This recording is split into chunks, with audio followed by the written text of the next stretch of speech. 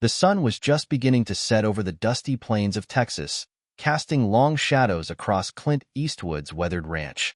His hands, rough from years of hard work, rested on the old wooden railing of the porch as he watched the horizon. The wind was soft, the kind that whispered through the dry grass and carried the scent of sagebrush. A peaceful evening, or so he thought. But then came the roar. First, it was a distant hum, like an engine turning over. Clint's sharp ears twitched. He looked out toward the dirt road leading into his property, narrowing his eyes against the glaring sun. The hum grew louder, faster, until it became a deafening roar. A gang of motorcycles appeared from the haze of heat, engines revving, tires spitting gravel as they tore down the road. Clint's eyes hardened. They were young men, rough-looking, brash. Long hair, tattoos, and leather jackets adorned them like badges of honor. The leader wore dark aviator sunglasses, a smirk plastered on his face. "Not again," Clint muttered under his breath. The calm of the evening shattered. These punks had been here before. A bunch of reckless bikers with nothing better to do than to roll into his land and destroy whatever they could. As the group approached, they didn't slow down. The bikes swerved dangerously close to Clint's old barn, their tires kicking up dust and debris. Clint stood tall, his cowboy hat casting a shadow over his furrowed brow. He wasn't one to back down, not even from these young punks who thought they owned the road. The leader, Tyler, was the first to rev his engine in front of Clint's porch. "What's up, old man?"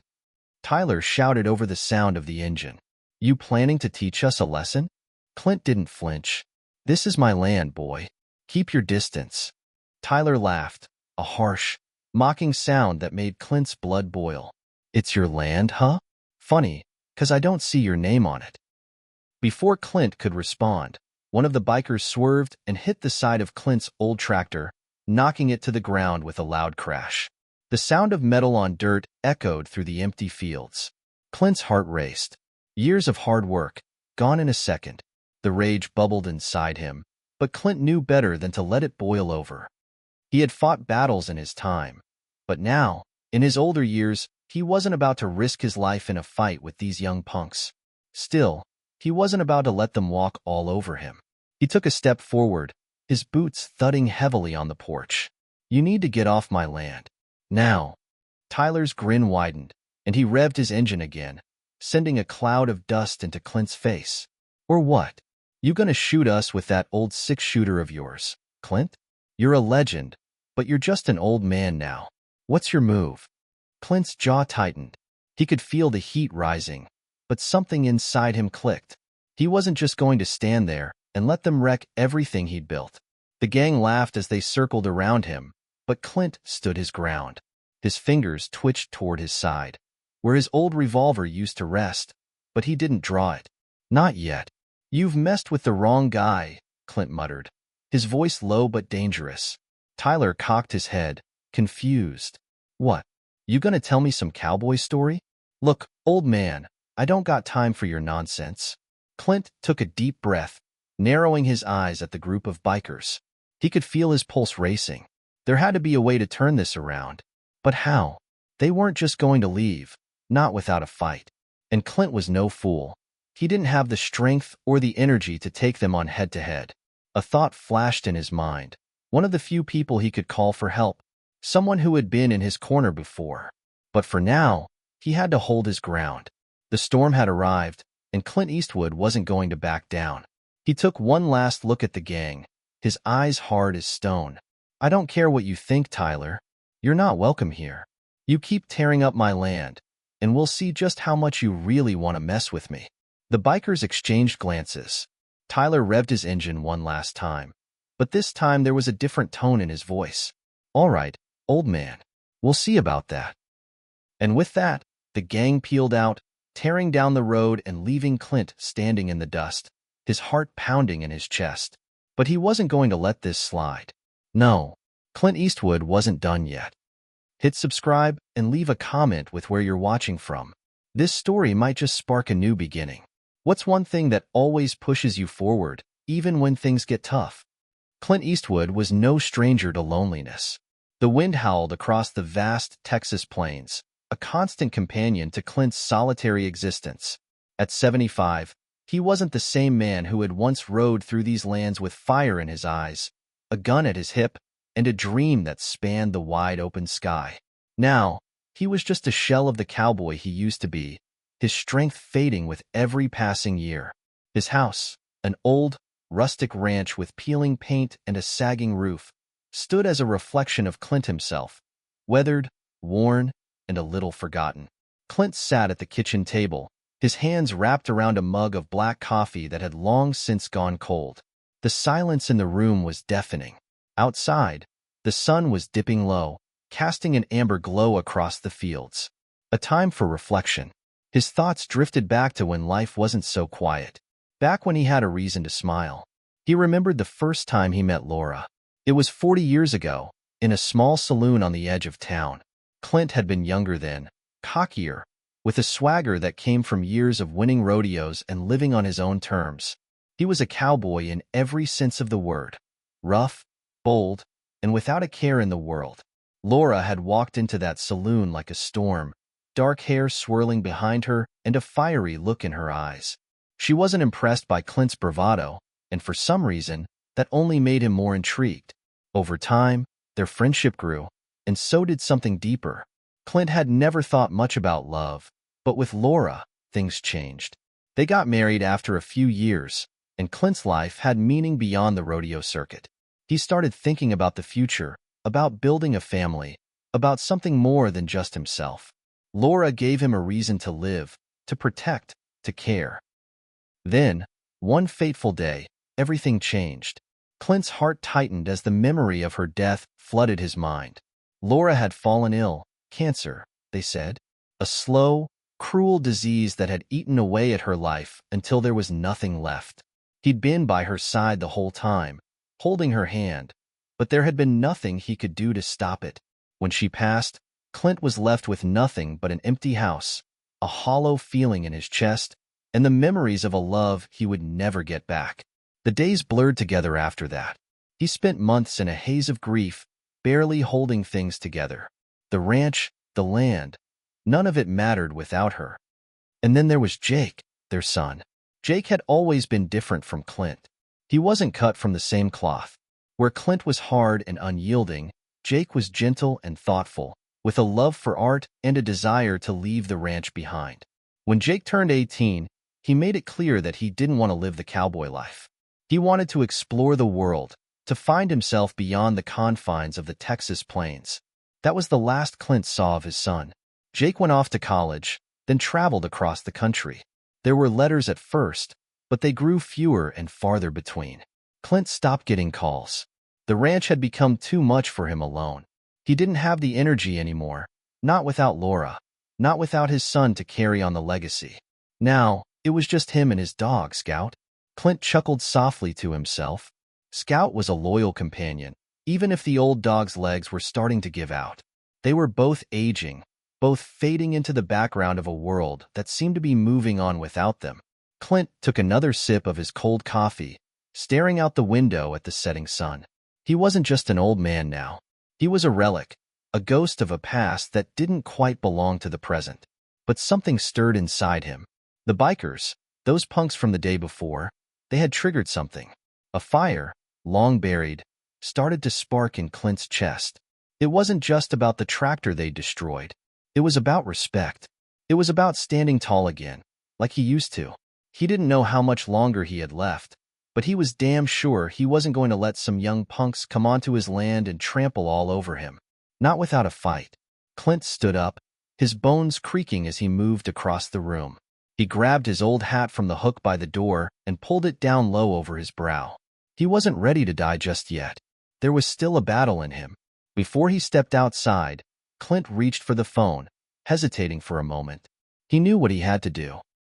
Clint sat down on the porch, the phone pressed to his ear. It was a number he hadn't dialed in years. Nate Grayson, a man who had once been Clint's partner in a different life. A life filled with danger, law, and justice. Nate had been a private investigator back in the day, someone who understood the game, someone who could help Clint now. The phone rang twice before Nate's familiar voice came through. "Clint? Is that you?" It's been a long time. What's up? Clint cleared his throat. I need your help, Nate. There was a pause on the other end. Help? Clint, you know I'm retired, right? I know, but I'm in a bind. There's a group of bikers. They've been coming around my ranch, messing with my property. I need them gone. Nate exhaled, his voice cautious.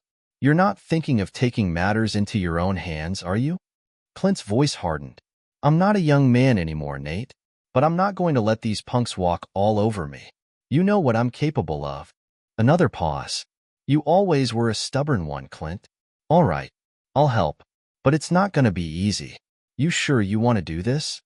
Clint looked out across the land, the wind stirring the dust in the distance. For the first time in years, he felt alive. I'm sure. The next day, Clint was on edge. The ranch felt quieter than usual. Maybe it was the phone call to Nate, or maybe it was the thought of those bikers, those punks, returning. Clint had been through wars, countless scrapes and showdowns. But this was different. This wasn't a wild bunch of outlaws trying to make a name for themselves. This was a personal challenge. And Clint didn't back down from challenges. Not now. Not ever. He walked to the barn, his boots echoing on the wooden floorboards. Scout, the old dog, followed him, tail wagging sluggishly but loyally. Clint had spent so many years alone with the dog. They had become inseparable. Scout was more than just a pet. He was a reminder of better times, of simpler days when Clint wasn't this lonely, broken version of himself. Clint grabbed a shovel, more out of habit than necessity. He wasn't sure what he was going to do, but it felt good to have something to hold, something that could stand between him and whatever the bikers threw his way. He moved to the front of the barn and stopped, looking out at the vast land that stretched for miles. His land, his pride, his home. And Clint wasn't about to let some damn strangers ruin it. As if on cue, the sound of motorcycle engines cut through the quiet. Clint squinted into the distance, his pulse quickening. There they were. The bikers had come back, faster than expected. They were coming in hot, engines roaring as they tore down the road, sending dust into the air. Tyler, the leader, was in the front as usual. Clint's grip on the shovel tightened. He wasn't going to let them have the upper hand this time. Clint didn't wait for them to reach the property. He walked out into the open field, facing the road. The wind kicked up around him, the dust swirling in the air like a scene from an old western. His eyes locked on Tyler as the gang approached, ready to make their move. When the bikers skidded to a stop in front of him, Tyler gave Clint a cocky smile. Back for round two, huh, old man? You really think you can stop us? Clint stood tall, the shovel still in his hand. I don't think I can stop you, Tyler, he said, voice low and steady. But I sure as hell can make you wish you never showed up. Tyler's grin faltered for a second. He had heard the rumors about Clint Eastwood. The old cowboy had a reputation, sure, but Tyler had written it off as just that, rumors. What was Clint going to do? Swing that shovel at him? You've got guts. I'll give you that, Tyler sneered. But this is our turf now, and you're either going to get with the program, or, before Tyler could finish, Clint cut him off. This is my turf, boy, and you're on the wrong side of it.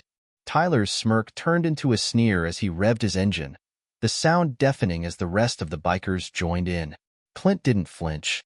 He stood firm, every muscle in his body tensed. The wind blew across his face, his old cowboy hat tipped low. There was a moment of silence between them. Clint's eyes met Tyler's, and in that look, there was an unspoken challenge.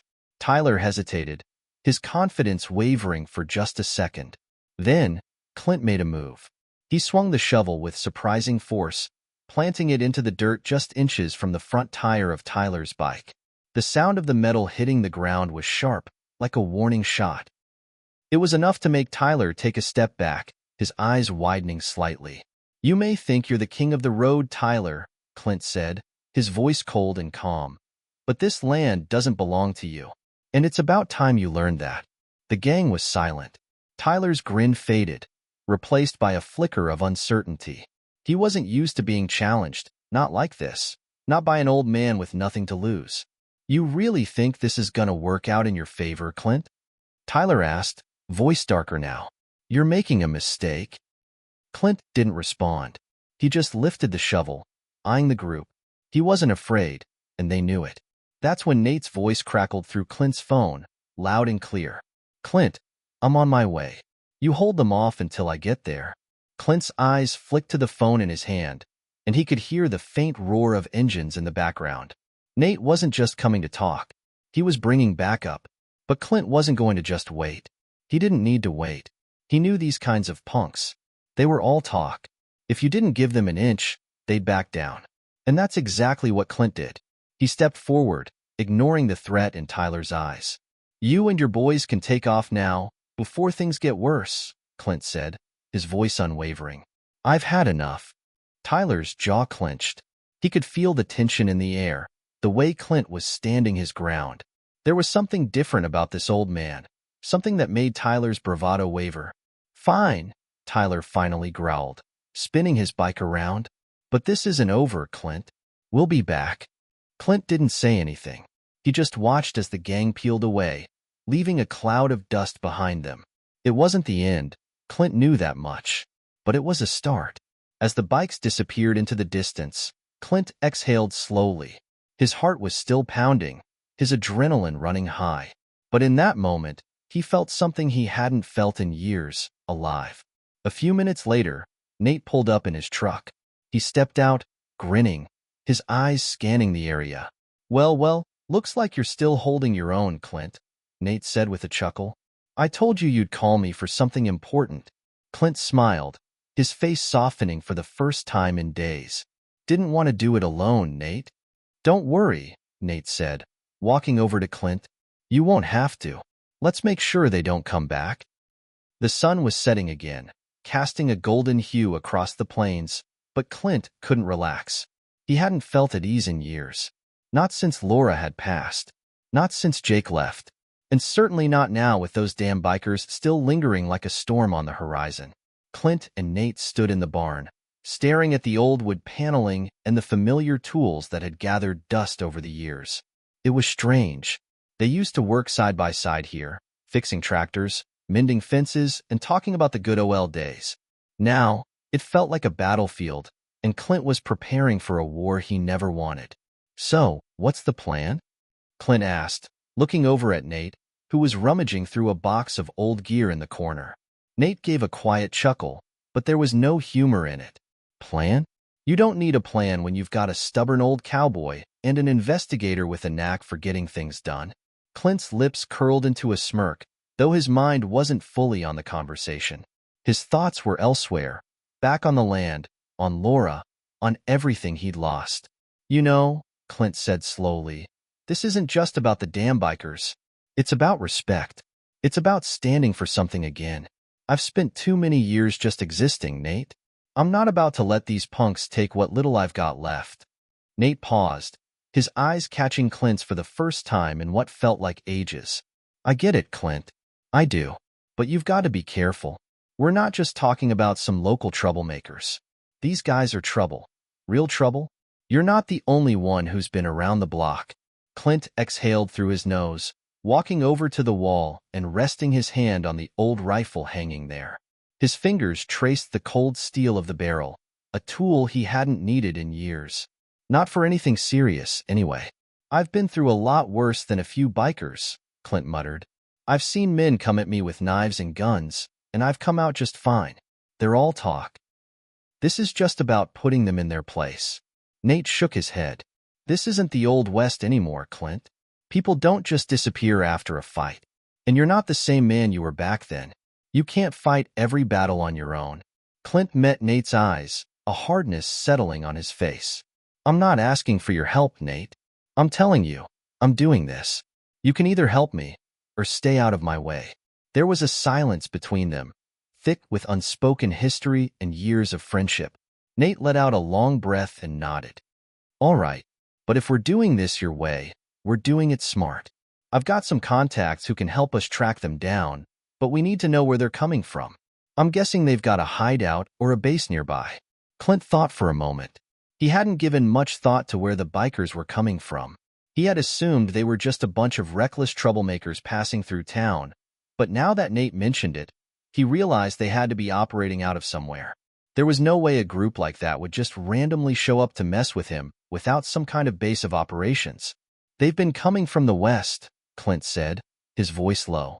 "That's where I saw them ride off to after the last time. There's nothing out there but a few abandoned properties. Could be they're using one of those places as a hideout." Nate nodded, grabbing his phone from his pocket. "All right, I'll make some calls, see if I can dig anything up. In the meantime, you keep an eye on the ranch. If they come back, I want to know about it." Clint wasn't sure if Nate's plan was the best course of action, but he had to admit he was relieved to have someone in his corner. As much as he hated to admit it, Nate's presence gave him a sense of security. Clint watched as Nate stepped toward the door, pausing for a moment. "Hey, Clint," Nate said, turning back. "You're doing the right thing. But remember, it's not just about taking back your land. It's about making sure you live to see tomorrow." Clint didn't answer right away. He just watched as Nate left, the old investigator's footsteps fading into the distance. Clint wasn't sure if Nate's words were meant to comfort him or to warn him. Either way, Clint couldn't afford to second-guess himself now. Clint sat on his porch, the light of the dying sun just barely visible over the horizon. Scout lay at his feet, the old dog's eyes barely open, but still loyal as ever. Clint's mind raced. He kept thinking about his son, Jake. It had been years since they'd spoken. Clint had tried to reach out a few times, but the letters and calls stopped coming. Jake was off somewhere, living his own life. Clint hadn't wanted to be a burden to him, but every day, he felt the emptiness grow. Maybe it was a selfish thought, but Clint couldn't shake the feeling that if Jake had been here, this wouldn't have happened. If Jake had stayed, maybe Clint wouldn't be out here, fighting battles alone. Maybe he wouldn't be facing a gang of bikers with nothing but a shovel and his stubborn pride. Clint shook his head. He was getting lost in the past again. Now was not the time to think about regrets. The distant sound of a motorcycle engine snapped Clint back to reality. He stood up, his heart pounding, but he quickly realized it was just one of the local riders cruising by. Still, the sound lingered in his mind like a ghost. He wasn't going to let those bikers catch him off guard again. And this time, he was ready. The morning arrived gray and heavy with the kind of humidity that made the air feel thick and suffocating. Clint's boots scraped against the dirt as he moved about the ranch, fixing fences, checking the water supply, and pretending that the threat wasn't lurking just over the horizon. Scout followed him, panting with every step, but even the old dog seemed to sense something was off. Clint didn't need to see the bikers to know they were out there. He could feel them, like the rumble of a distant thunderstorm, silent but coming for him. Nate's phone call had brought some troubling news. The bikers were tied to a larger gang, one with connections to underground crime in the area. This wasn't just about a few punks on motorcycles anymore. This was something bigger. Nate had suggested Clint lay low for a while, but Clint wasn't one to hide. The ranch had been his sanctuary for decades, and he wasn't going to let anyone take it from him without a fight. Besides, Nate wasn't the one who'd spent years making a living off this land. Clint knew its every inch. He ran his hand over the old rifle again, fingers brushing the worn wood. It had been years since he'd used it for anything but hunting, but today it felt different. A sudden growl of engines broke his reverie. Clint stiffened, instinctively reaching for the rifle. But before he could make a move, a familiar voice rang out. "Clint, you out here?" Nate's truck rumbled up the dirt road, and Clint let out a slow breath, relieved to see his friend. But that relief was short-lived. Nate didn't waste any time. "They've got a hideout near the old mill," he said, his voice low but urgent. "And they've been moving supplies in and out all night." Clint frowned. "A mill? That's a long way from here." "It's closer than you think," Nate said, locking eyes with Clint. "They're moving guns, drugs, the whole works. If they're planning something big, it's going to happen soon. They know who you are, Clint. They know you won't back down. They're coming for you. It's not just about the land anymore." Clint felt a surge of anger rush through him, but he forced it down. Nate was right. It wasn't just the land anymore. It was his entire life. And this time, it wasn't just about fighting bikers. It was about standing up to whatever the hell these people represented. Clint wasn't going to let them tear down what was left of his world. "What do you suggest we do?" Clint asked, his voice steady despite the fire burning in his gut. Nate hesitated, glancing over at the truck before looking back at Clint. We hit them first. It's the only way. We find out where they're holding up, and we take the fight to them before they can do any more damage. Clint raised an eyebrow. Hit them first, huh? You think that'll work? Not exactly, Nate said, his eyes narrowing. But it'll buy us time. And time is what we need. Clint considered it. His mind raced as he thought about the mill, the bikers, and everything they had been doing behind the scenes. Nate was right. If they didn't act now, they would be too late. The mill wasn't just a hideout. It was a fortress, a place where the bikers could regroup and plan their next move. If they were going to stop them, they had to move fast. I don't know if I trust that plan, Clint said slowly, but I sure as hell don't trust them. Nate gave him a grim smile. That's good enough for me. Without another word, they climbed into Nate's truck and headed out toward the old mill. The road was quiet, the kind of quiet that made Clint uneasy. It was too calm, like the silence before a storm. And Clint had learned over the years that when things were too quiet, it meant trouble was waiting just around the corner. As they drove, Clint's thoughts drifted back to the ranch, to Laura, to Jake, to all the things that had been left behind. He wasn't just fighting for his land anymore. He was fighting for the memory of everything he had loved and lost, fighting to prove that he was still Clint Eastwood, still the man who had faced down death and come out the other side. And when they reached the mill, Clint would show the world that he wasn't about to let it all slip away. The mill loomed in front of them, an imposing structure made of weathered wood and rusted metal. It was the perfect hideout for a group like this, isolated, tucked away from the world. Clint could feel the tension building in his chest. It was now or never.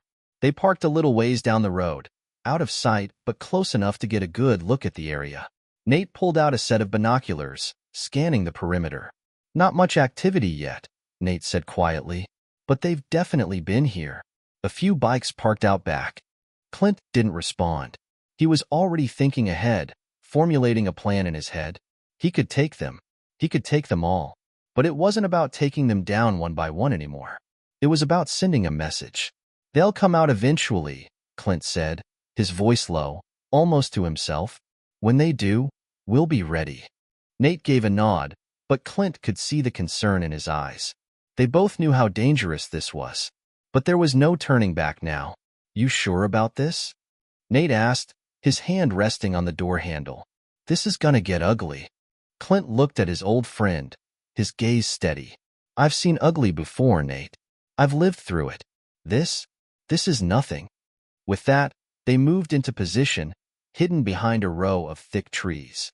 The wind rustled the leaves, and Clint's heart beat louder than the sound of any motorcycle engine. He was ready. The mill stood like a crumbling sentinel in the fading light of day, its shadow stretching long across the dry ground. Clint's eyes narrowed as he scanned the area, his instincts sharper than ever. The wind was light, but the dust it kicked up felt like a warning, a sign that something big was about to go down.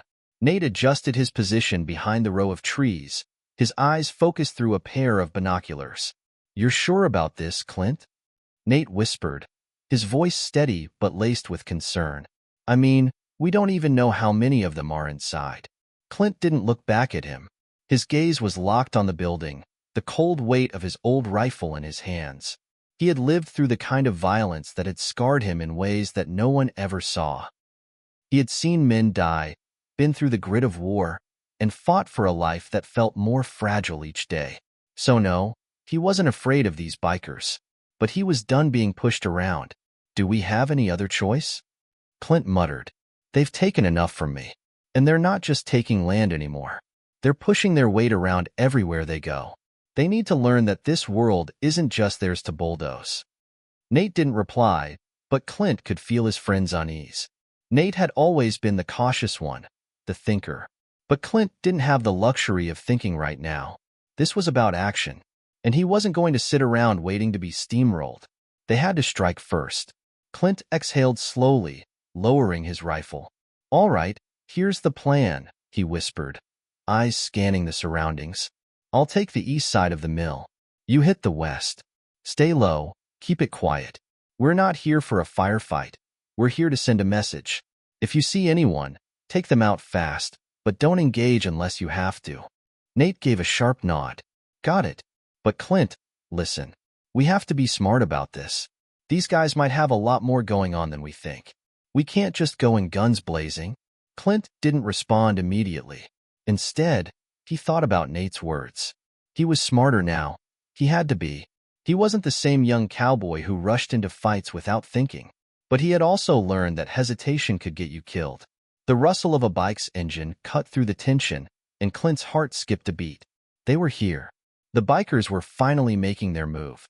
Clint signaled to Nate, and they moved quickly, each of them taking their respective side of the mill.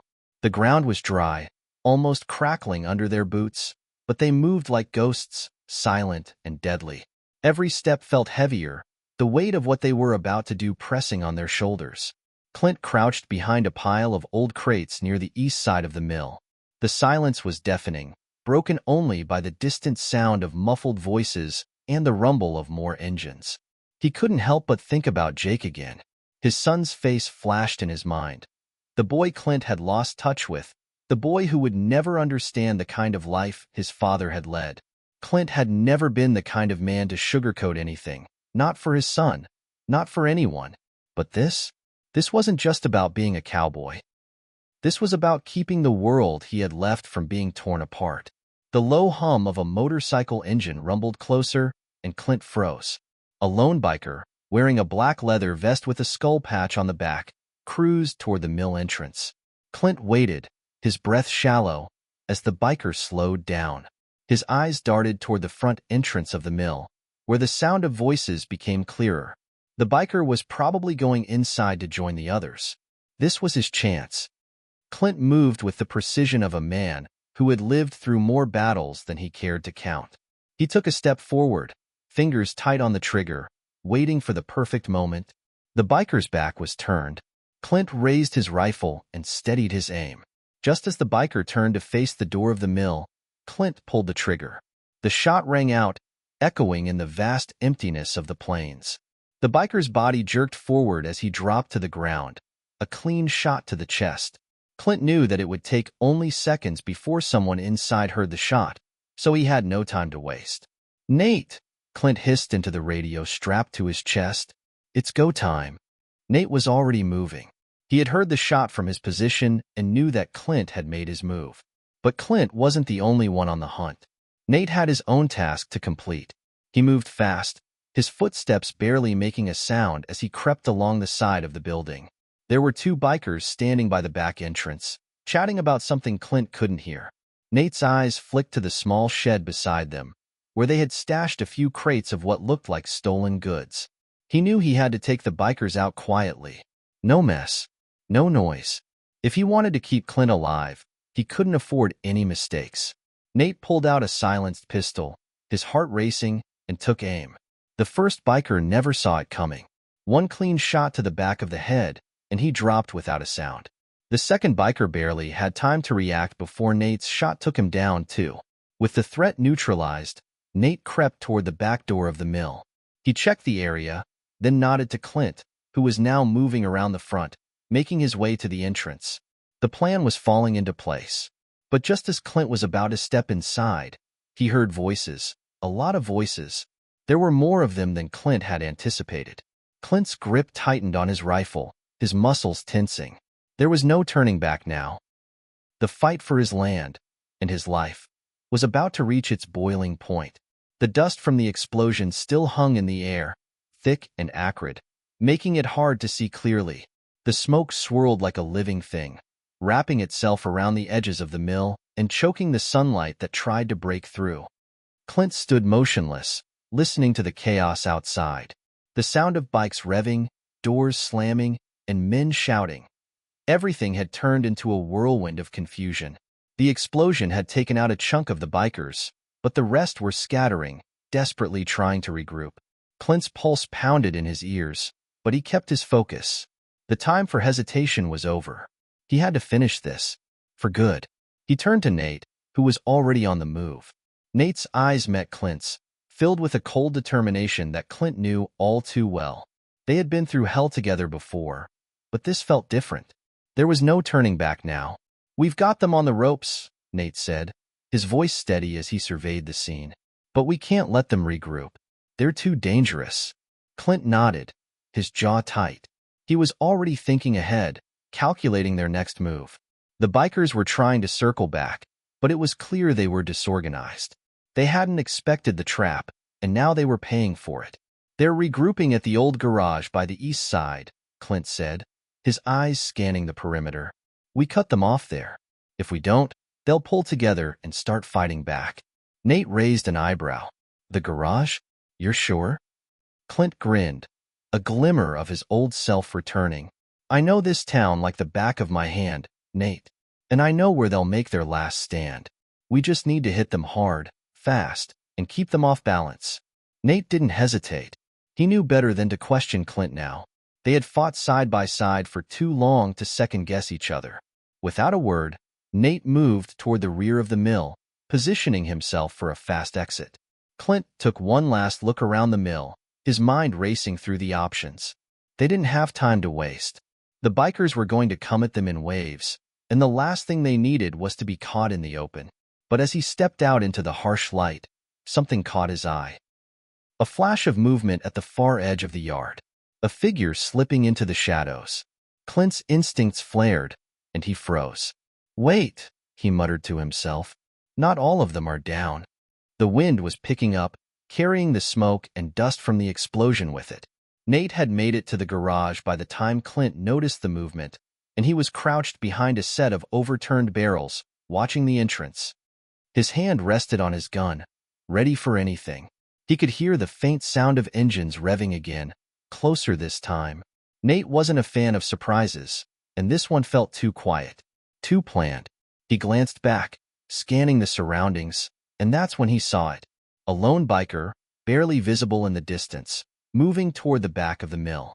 It was too far for Clint to notice. Nate knew the danger before Clint did. He raised his rifle, lining up the shot, but paused just for a second, just long enough to make sure the target was worth it. And then, boom, the shot rang out, and the biker dropped in the dirt. The sound of his fall echoed across the yard. But it was too late to stay silent. The remaining bikers saw the flash of gunfire and immediately scattered in every direction. The ambush was over. Clint was already on the move. He didn't wait for Nate's signal. The time for subtlety was gone. The garage was a rusted shell, filled with the smell of oil and burnt rubber.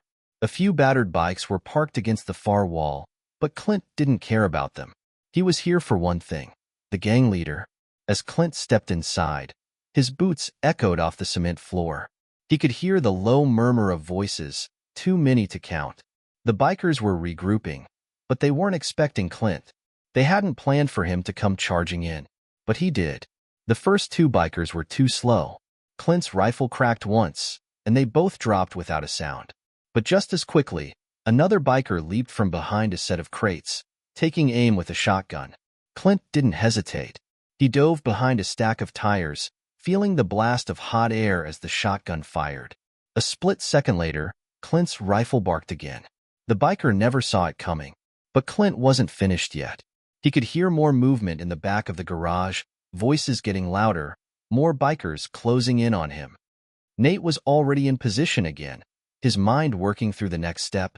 Clint was in the garage, pushing forward. But the bikers still had numbers on them. He needed to keep their attention focused on Clint, long enough for Clint to finish what he'd started. The sound of motorcycles revving made his skin crawl. Too many of them.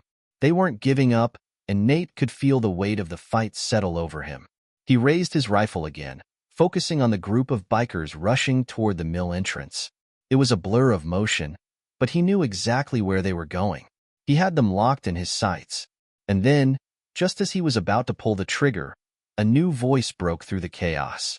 "You're outnumbered, Eastwood." Clint's voice echoed back, dripping with defiance. "Not anymore." Clint's eyes burned with focus as he dropped the last biker who tried to flank him.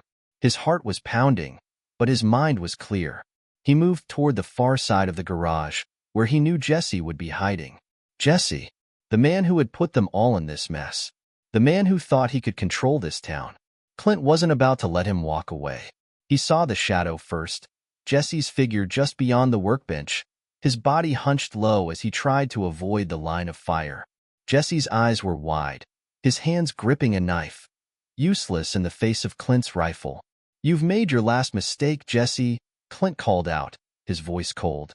Jesse scrambled to stand, the knife trembling in his hand. "You're a fool, Clint. You don't know who you're dealing with." Clint smiled grimly. "I've known for a long time, and I'm done playing games."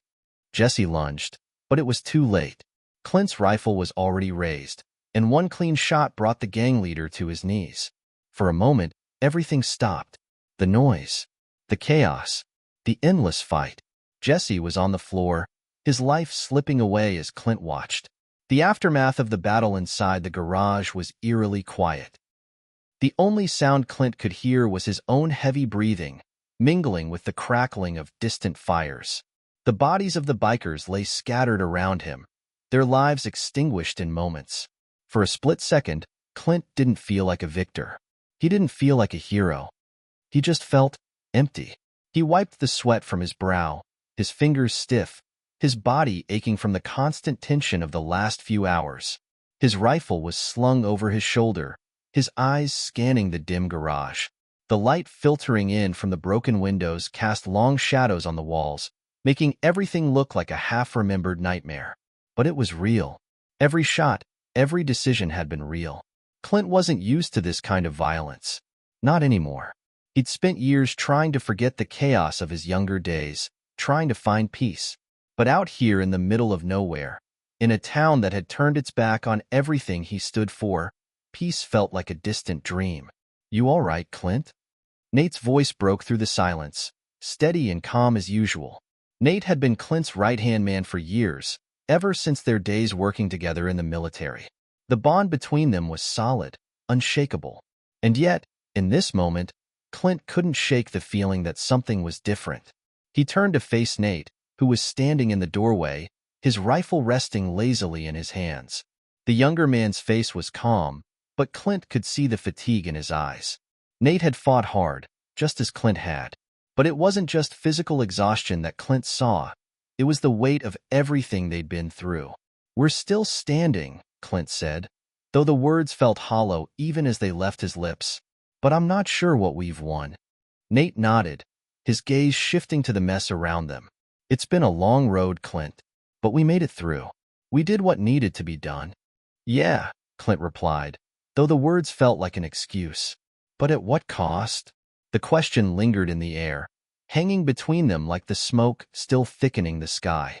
Clint turned back toward the garage's back door, where the remains of the biker gang's vehicles were parked. The bikers they'd taken down were only a fraction of the force Jesse had pulled together. They'd killed the leader, sure, but that didn't mean the gang was done. Not by a long shot. It was only a matter of time before another threat came for them, this time with an even greater vengeance. Nate followed Clint outside, the two of them stepping into the sunlight, now weak and fading with the setting of the sun. The town was eerily quiet, the streets empty save for the occasional sound of a door creaking or a distant dog barking. But Clint knew that wouldn't last. The bikers weren't gone. They were regrouping, and next time, they'd be coming for blood. Nate squinted toward the horizon, where the outline of their bikes and the wreckage from the explosion were still visible. He knew Clint was thinking the same thing. "We've got a target on our backs, don't we?" Nate said softly, more to himself than to Clint. Clint looked at him, his face hard. "Yeah, and this time, it's not just Jesse we have to worry about. It's his whole damn crew." Nate exhaled sharply. "We're not going to get out of this without a fight, are we?" Clint met his eyes. "Doesn't matter. It's not about getting out anymore, Nate. It's about finishing this for good." The night fell with an oppressive silence. Clint had managed to gather the last of his resources, what little there was left after the attack. His supplies were low, his men were battered, and there was no way to know how many more bikers were still out there. They had to act fast. The garage was still buzzing with the last remnants of activity. Clint and Nate had taken the time to fortify their position as best they could. But Clint knew the gang wasn't just going to walk away. They'd already felt the sting of losing their leader, and Clint's only hope was that the chaos would buy him some time. But it was only a temporary solution. The radio crackled in the corner of the garage. Clint didn't even need to look at it to know what was coming. His hand moved instinctively toward the receiver. Clint, a familiar voice came through the static. Jesse's second in command. A man named Mick, who had been lurking in the background all along. You might have taken out Jesse, but that's not the end. We've got a score to settle, and we're coming for you, cowboy. Clint's jaw tightened, but he kept his voice steady. You want to fight, Mick? You've got it.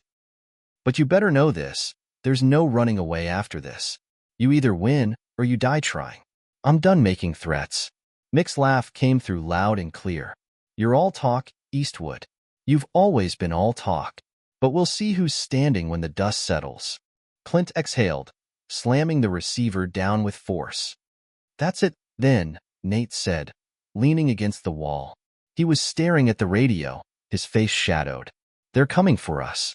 We need to finish them off before they can regroup. Clint rubbed his forehead, thinking. His mind was racing through the options. He didn't have much time, and this wasn't just about taking out the gang. It was about ending the whole damn war. This is it, Clint muttered under his breath. No more running. Nate glanced at him. You sure about this? We're outnumbered. We can't take them all down. Clint looked at his old friend, his face unwavering. We don't have to. We just need to make them believe we're not alone. As the night crept forward, Clint and Nate prepared for the final battle. They didn't know how many bikers were coming or how long they would hold their ground. But one thing was clear. This wasn't just a fight for survival anymore. It was about reclaiming the town.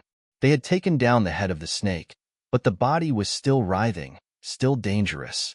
And now, with Mick's words echoing in his ears, Clint realized this wasn't a war they could win alone.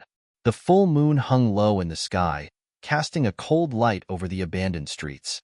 The once bustling town of Red Ridge was eerily quiet, too quiet for Clint's liking. The air felt charged with tension, the kind of quiet that always came before a storm. Clint leaned against the battered old truck that served as their last line of defense. The mill had been fortified as best as they could manage. Boards were nailed up on the windows. Makeshift barricades had been set up in the open areas. It wasn't much, but it had to be enough. Nate moved silently beside him, his eyes scanning the horizon. Clint could see the shadows in his friend's face, the weight of their situation pressing down on him just as hard as it was on Clint. They had no backup, no reinforcements, just the two of them against a gang that had nothing left to lose. We've got about an hour, Nate said, his voice low but steady. They're circling the town. I'm guessing they'll hit us at sunrise. Clint didn't reply right away. He just nodded, his eyes hard as they fixed on the town. They were trapped. The roads were blocked, and the bikers were smart enough not to come in all at once. They were picking their spots, waiting to hit hard when the time was right. Clint's mind raced through all the scenarios. He had enough ammo to hold out for a while. But the bikers had numbers, and numbers meant trouble. Do you think Mick's got more men? Clint asked, his eyes narrowing as he thought about what Mick had said earlier. Nate's jaw tightened. If he's got any sense, he'll have the whole crew ready. And if they've got more guns than we do, we'll be in real trouble. Clint turned to him, his eyes hard with resolve. We don't have the luxury of waiting. We hit them first. Nate met his gaze. You mean go after them now? Clint nodded. We know where they're coming from. We don't have time to sit here and wait for them to attack. It's better to take the fight to them. There was no hesitation in Nate's eyes. He was all in, just like Clint. They'd fought their way through worse than this. But even Clint could feel the weight of the coming battle. They couldn't afford to make mistakes. We've got one shot at this, Clint said, as he started moving toward the truck. Once we go, we don't stop until the job's done. Either we win, or we don't come back. Nate gave him a grim smile. I'd rather go down swinging with you, Clint. Clint patted him on the shoulder. We're gonna win this. We have to. Clint and Nate geared up, loading their rifles, checking their ammo, and making sure their vehicles were ready. The bikes were their only means of escape if things went south. They had to be prepared for anything. As Clint revved the engine, his mind flashed back to the first time he'd ridden out into a fight like this. Back then, he had been younger, more reckless. But now, it was about survival. It was about doing what had to be done, They took off in the direction of the town's outskirts, weaving through the narrow, dark roads. The town had long since closed for the night, but Clint knew this was the time when Mick and the bikers would make their move. It was only a matter of time before the battle came to them. As they neared the edge of town, Clint spotted movement in the distance. The faint glow of headlights told him the bikers were already on the move, circling around like vultures. Clint and Nate kept their bikes low and quiet, their engines barely a whisper in the night. The two of them slipped through the trees that lined the edge of the town, getting closer to the main road where the bikers were stationed. Clint could make out their figures now, too many of them to count. They were spread out, patrolling the area, waiting for the signal to attack. Clint exchanged a glance with Nate. It was time.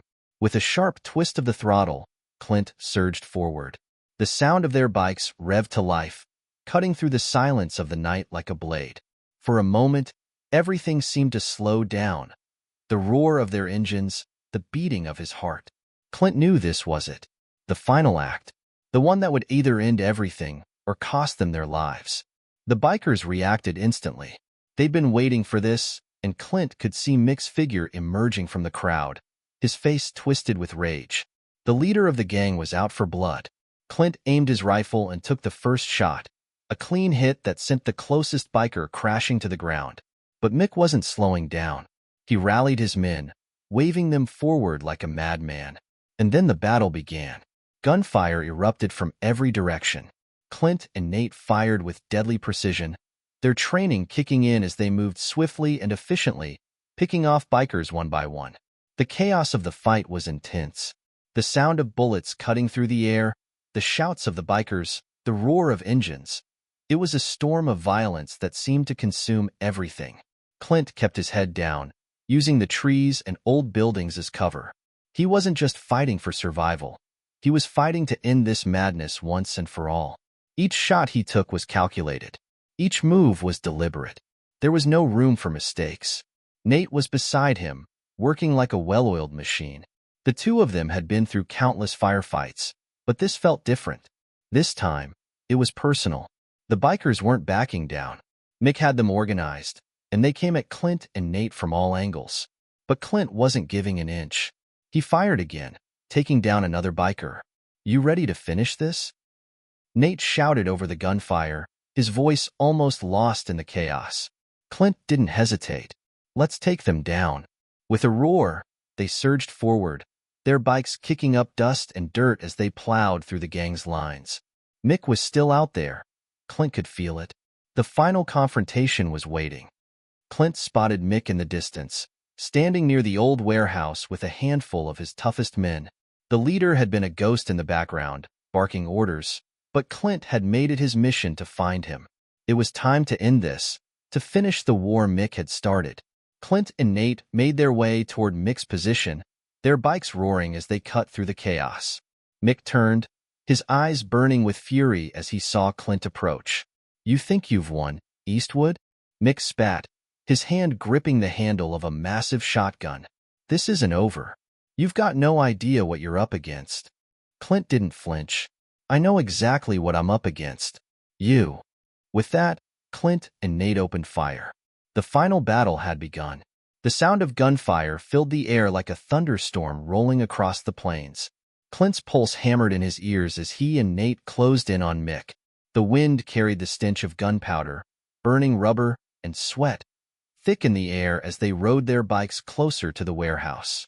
Mick had gathered his toughest men, but Clint wasn't about to let them stand between him and his final goal. The old warehouse loomed ahead, the last piece of their battleground. Time had worn it down, just like everything in this town. But Clint knew it had one last fight left in it. One last chance to rid Red Ridge of the nightmare it had become. Nate was already revving his engine beside him, his face grim but determined. There was no fear, only focus. They were in this together. This time, there was no running. Clint's heart raced, and he adjusted his grip on his rifle. Mick had been taunting him from the shadows for too long. Now, it was time to end it. Clint led the charge, his bike roaring as it kicked up gravel in its wake. He saw Mick's figure near the old door, and Clint didn't hesitate. He swung the rifle up and fired in one fluid motion, the sound echoing like a death knell in the open space. But Mick ducked, vanishing into the cover of the warehouse. The moment Clint fired, the bikers reacted. They were spread out in all directions, but they were still coming. They had no intention of backing down, not when they had their leader, Mick, rallying them. Clint and Nate slid into position behind a stack of old crates, using them for cover. Clint was scanning the area, his senses heightened, his instincts sharp. Every sound, every movement felt magnified. The game had changed. No more playing it safe. They were here to finish what they'd started. Mick's voice rang out from somewhere inside the shadows of the warehouse. "You think you can kill me, Eastwood? You're nothing but a washed-up cowboy." Clint didn't reply. He knew Mick was trying to provoke him, trying to get him to make a mistake. But Clint wasn't falling for it. Not this time. Instead, he signaled Nate, and they split up. Nate moved to the left, Clint took the right. The two of them were like ghosts, moving with deadly purpose. Mick didn't know it yet, but his time was running out. The firefight intensified as they closed in on Mick's position. Bullets ripped through the night, narrowly missing Clint. He ducked behind another stack of crates, reloading his rifle quickly, his hands steady despite the adrenaline surging through him. Mick was good. He had trained his men to be quick, ruthless. But Clint had more experience, more grit. He'd been in too many battles to count, and that gave him an edge. He peered around the corner just in time to see a biker charging toward him, a shotgun raised. Clint didn't hesitate. He took him down with a clean shot to the chest, sending the man crashing to the ground. But Mick wasn't giving up. His men came at them harder now, knowing they were running out of time. Nate's voice crackled through the comms.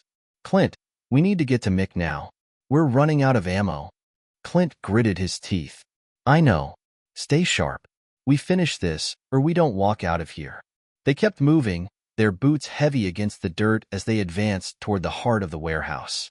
Mick was no longer trying to hide. He was on the offensive, charging at Clint with a wild look in his eyes. This wasn't just about revenge for him. It was personal. The two men met in the center of the warehouse, guns drawn, eyes locked in a battle of wills. Clint could see it in Mick's face. Desperation. The kind of desperation that made men do things they'd regret. "You don't know what you've done, Clint," Mick hissed, his voice filled with venom. "I had a family once, a life, and you destroyed it." Clint's jaw tightened. "I didn't destroy your life, Mick. You did, when you chose this path." Mick didn't respond. Instead, he lunged at Clint with a vicious snarl, throwing a fist straight for Clint's face. Clint dodged, using his own momentum to twist Mick's arm behind his back. The two of them crashed into the ground in a tangle of limbs, rolling and fighting for control. Mick's gun slid across the floor, just out of reach. Clint knew this was it. It was now or never. With a sharp movement, Clint took hold of Mick's arm and twisted it hard, making the man yell out in pain. But Mick wasn't finished yet. He pulled a knife from his belt and slashed wildly at Clint, narrowly missing his face. The cut on Clint's arm stung like fire, but it wasn't deep. Still, it fueled the fire inside him. He wasn't going to let Mick win. Not now. Not after everything. With one final move, Clint twisted Mick's arm again and slammed him to the floor. His breath came in short bursts, his body aching. But Clint's resolve was stronger than the pain. He pinned Mick down, his rifle pressed against the biker's chest. "It's over," Clint said, his voice low and cold. Mick spat blood onto the floor. "You think you've won? You think this ends with me? There's always more where I came from." Clint's eyes hardened. "Maybe, but there's one less tonight." With a final pull of the trigger, Clint ended Mick's reign of terror. The man's body went limp under him, and for a moment, Clint just stared at the lifeless figure. He didn't feel victorious. He didn't feel relieved. He just felt done.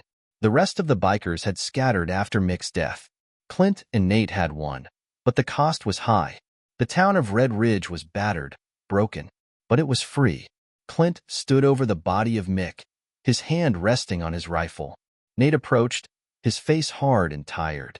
"We did it," Nate said quietly. Clint nodded, though the words felt heavy in his mouth. "Yeah, we did." They walked out of the warehouse and into the light of the early morning. The sun was just beginning to rise, casting long shadows over the town. The battle was over. But Clint knew that it was just another chapter in a much longer story. Red Ridge was free, for now. But Clint couldn't shake the feeling that the fight would never truly be over. Not for him. Not for anyone. The sun had finally risen over Red Ridge, painting the horizon with streaks of amber and gold. The town was quiet now, almost too quiet. The smoke from the firefight still hung in the air like a bitter reminder of the battle that had just passed. The bloodshed, the gunfire, the chaos. It was all behind them now, but the scars would remain. Clint stood at the edge of town, looking out over the desolate landscape.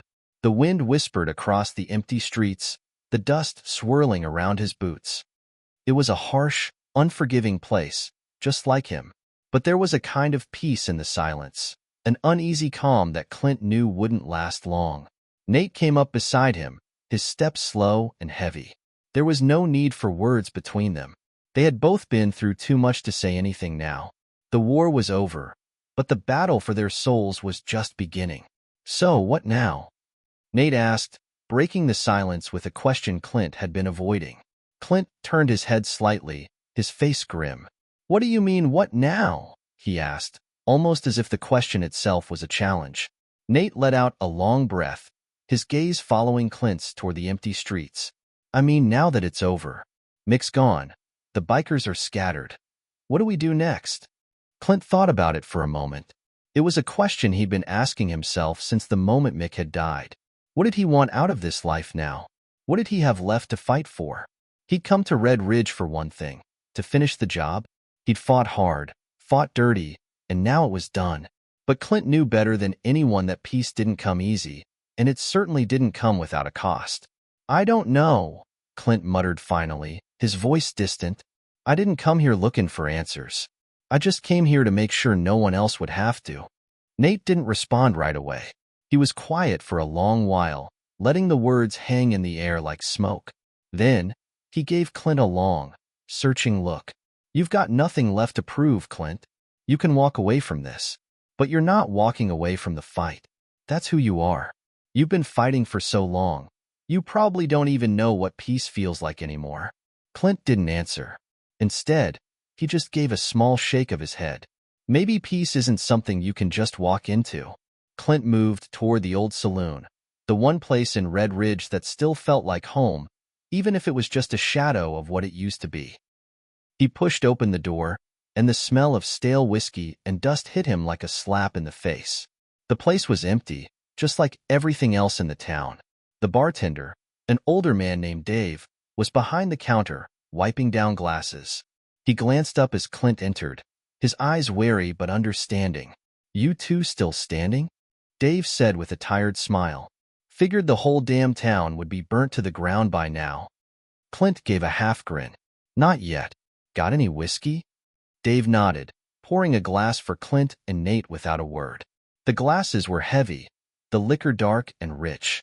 Clint took a long sip, savoring the burn as it slid down his throat. It was the only thing that could settle his nerves, the only thing that felt right. "Didn't think I'd see you in here again," Dave said, his voice softer now.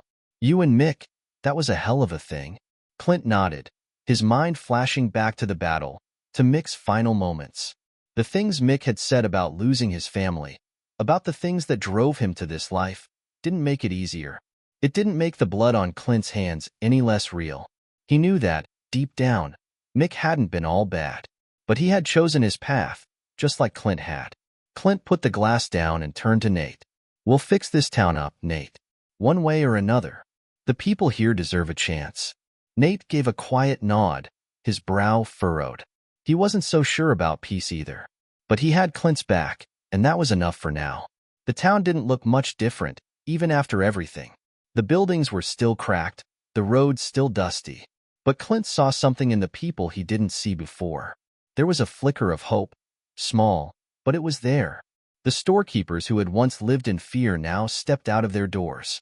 They greeted Clint and Nate with cautious smiles. Some even started rebuilding. The mills would take time to repair, but at least now they could get to work. But Clint knew something had shifted. He wasn't the same man who had come into Red Ridge weeks ago. The battle had changed him, and maybe it had changed Nate too. They had both seen the cost of violence, the scars it left behind. And Clint wasn't sure if that was something you could ever truly outrun. He thought about his days as a young man, back when he had believed fighting was the only way to get what you wanted. He thought about his old life. Before the fights, before the betrayals, before he had become a weapon. "You're thinking too much, Clint," Nate said, pulling him out of his thoughts. "Just take it one day at a time." Clint looked at Nate, his old friend. One day at a time. Yeah, maybe that's the best we can do. Later that evening, as the stars began to fill the sky, Clint stood alone by the old mill. The wind had died down, and the town was quiet once again. He'd never been good at this whole settling down thing, but as he looked over Red Ridge, something inside him clicked. Maybe he could find peace here after all. Maybe it wasn't about winning every fight, about being the toughest guy in the room. Maybe it was about making sure there was something left to fight for. Nate joined him, standing in silence beside Clint. He didn't ask questions, didn't pry into Clint's thoughts. He just stood there, waiting for Clint to make up his mind. Clint took a deep breath, feeling the weight of everything that had happened. The pain, the loss, the endless struggle. He didn't know what the future held, but for the first time in a long while, he didn't feel like he had to fight for something to matter. "Guess we rebuild," Clint said softly, his voice steady. Nate didn't smile, but there was understanding in his eyes. "Guess we do." The next morning, Clint stood in the middle of Main Street, surveying the damage. The buildings still bore the marks of the battle, bullet holes in the walls, windows shattered, and remnants of broken bikes scattered around like forgotten memories. It looked like a place where hope had died, but Clint didn't see it that way. He saw a place that could rise again, if only the people were willing to try. Nate had already gotten to work, rounding up the locals and getting them to help clear the debris. Some of them were hesitant, their faces marked with the scars of fear and distrust. They had lived under the shadow of Mick and his gang for too long, and the idea of rebuilding felt impossible. But Clint could see the flickers of something deeper, a quiet resolve that wasn't there before. "Morning, Clint," Dave, the bartender, greeted him as he walked past. His voice was softer than usual, more thoughtful. "What do you reckon? Is it really worth it?" Clint paused, staring out at the broken streets. "It's worth it if the people here are willing to fight for it. If not, then yeah, it's all for nothing." Dave nodded, following Clint's gaze. Mick might be gone, but the damage he did to this town, to its people, that doesn't just disappear overnight. "I know," Clint said, his voice steady, "but nothing changes if we don't do something about it." The first few days were rough. The locals were divided. Some wanted to rebuild. Others wanted to leave the past behind and start fresh elsewhere. Clint and Nate were working non-stop, clearing debris, fixing roofs, and repairing what little they could. But it wasn't just the buildings that needed fixing. It was the people. There was a woman named Clara, a mother of 2 young children who had lived in the town her entire life. She was one of the first to speak up against Clint's idea of rebuilding. "You really think we can just forget everything that happened here?" she asked one afternoon, her voice tight with anger. "You think we can just go back to how things were? Mick didn't just take our homes. He took our lives. He took our families, our freedom. And now you want us to just forget it?" Clint stood across from her, his eyes soft but firm. "No, I don't want you to forget. I just want us to have a choice. A chance." "Chance?" Clara scoffed. "We had chances before, Clint, and Mick took every one of them. What makes you think this time will be any different?" Clint's hand tightened around the shovel he was holding, but he kept his cool. "I can't change the past, Clara, but I can make sure you don't have to live in fear anymore." Nate, who had been working nearby, came over and stood by Clint's side. "We're not asking you to forget. We're asking you to help us build something new, something that can't be destroyed by fear. It's not just about us. It's about what kind of life you want for your kids." Clara hesitated, her eyes flicking over to her children, who were playing quietly nearby. She bit her lip, clearly torn. But after a long moment, she nodded, though her expression remained hard. "I'll help, but I'm not pretending nothing happened." Clint gave a small nod in return. "No one's asking you to. Just help us rebuild what we can." As the days passed, more people began to join in. Some were still reluctant, but Clint could see the change in their eyes. Slowly, the town started to come back to life. The streets were cleared, the windows boarded up, and the buildings patched up. It wasn't perfect, it wasn't even close, but it was progress. One evening, as the sun dipped below the horizon, Clint and Nate sat on the porch of the saloon, watching the work continue in the fading light. "You think it'll last?" Nate asked, his voice low. Clint shrugged, taking a sip from his glass. "Don't know. I never was good at predicting the future. But I'll tell you this. These people are tougher than I thought. They're willing to give it a shot. And that's more than I ever expected." Nate leaned back in his chair, his hands behind his head. "You know, I didn't think I'd be in this town for more than a couple of days. Figured we'd be in and out, just another job. But I'm starting to see it, Clint. I'm starting to see that these people want something different. Something better." Clint let out a long breath. "We'll see. But they've got to make that choice for themselves. We can't do it for them." The next few weeks were filled with small victories and setbacks. The town was slowly becoming livable again, and the people were beginning to find their footing. But just as things seemed to be stabilizing, trouble arrived in the form of a stranger. A tall, dark-haired man rode into town one afternoon, his black leather jacket catching the light of the setting sun. He was alone, no gang, no backup. But Clint could see the look in his eyes, the kind of man who knew how to make trouble. He rode up to the saloon, dismounting and tying his horse to the post out front. The locals didn't know him, and that always made them nervous. They watched from the windows, whispers filling the air like the rustling of leaves. Clint was standing in the doorway of the saloon when the man walked in. He looked him over, tall, built like a bull, and wearing a hard stare. The man tipped his hat to Clint as he walked in, his boots heavy on the wooden floor. "You Clint Eastwood?" he asked, his voice low and gruff.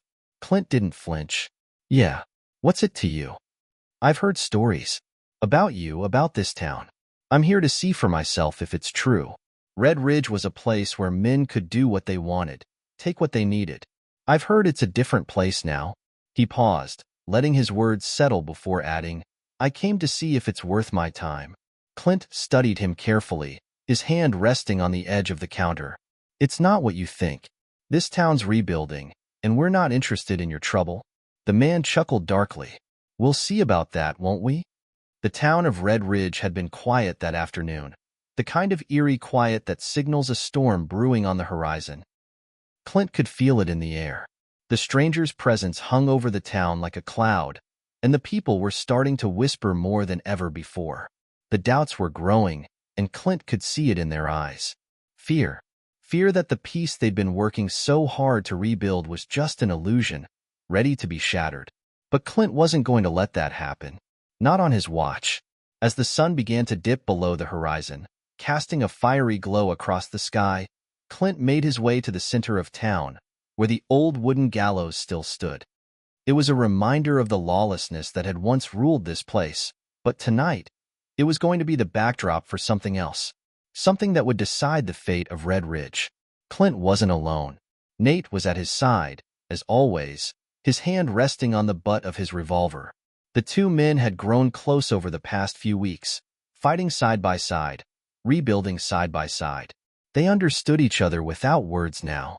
As Clint reached the gallows, he could see the stranger standing in the middle of Main Street, his back to Clint, staring out at the horizon. The man was calm, too calm, and that unsettled Clint more than anything. There was no sign of a gang, no indication of backup. It was just him, standing there like he was waiting for something.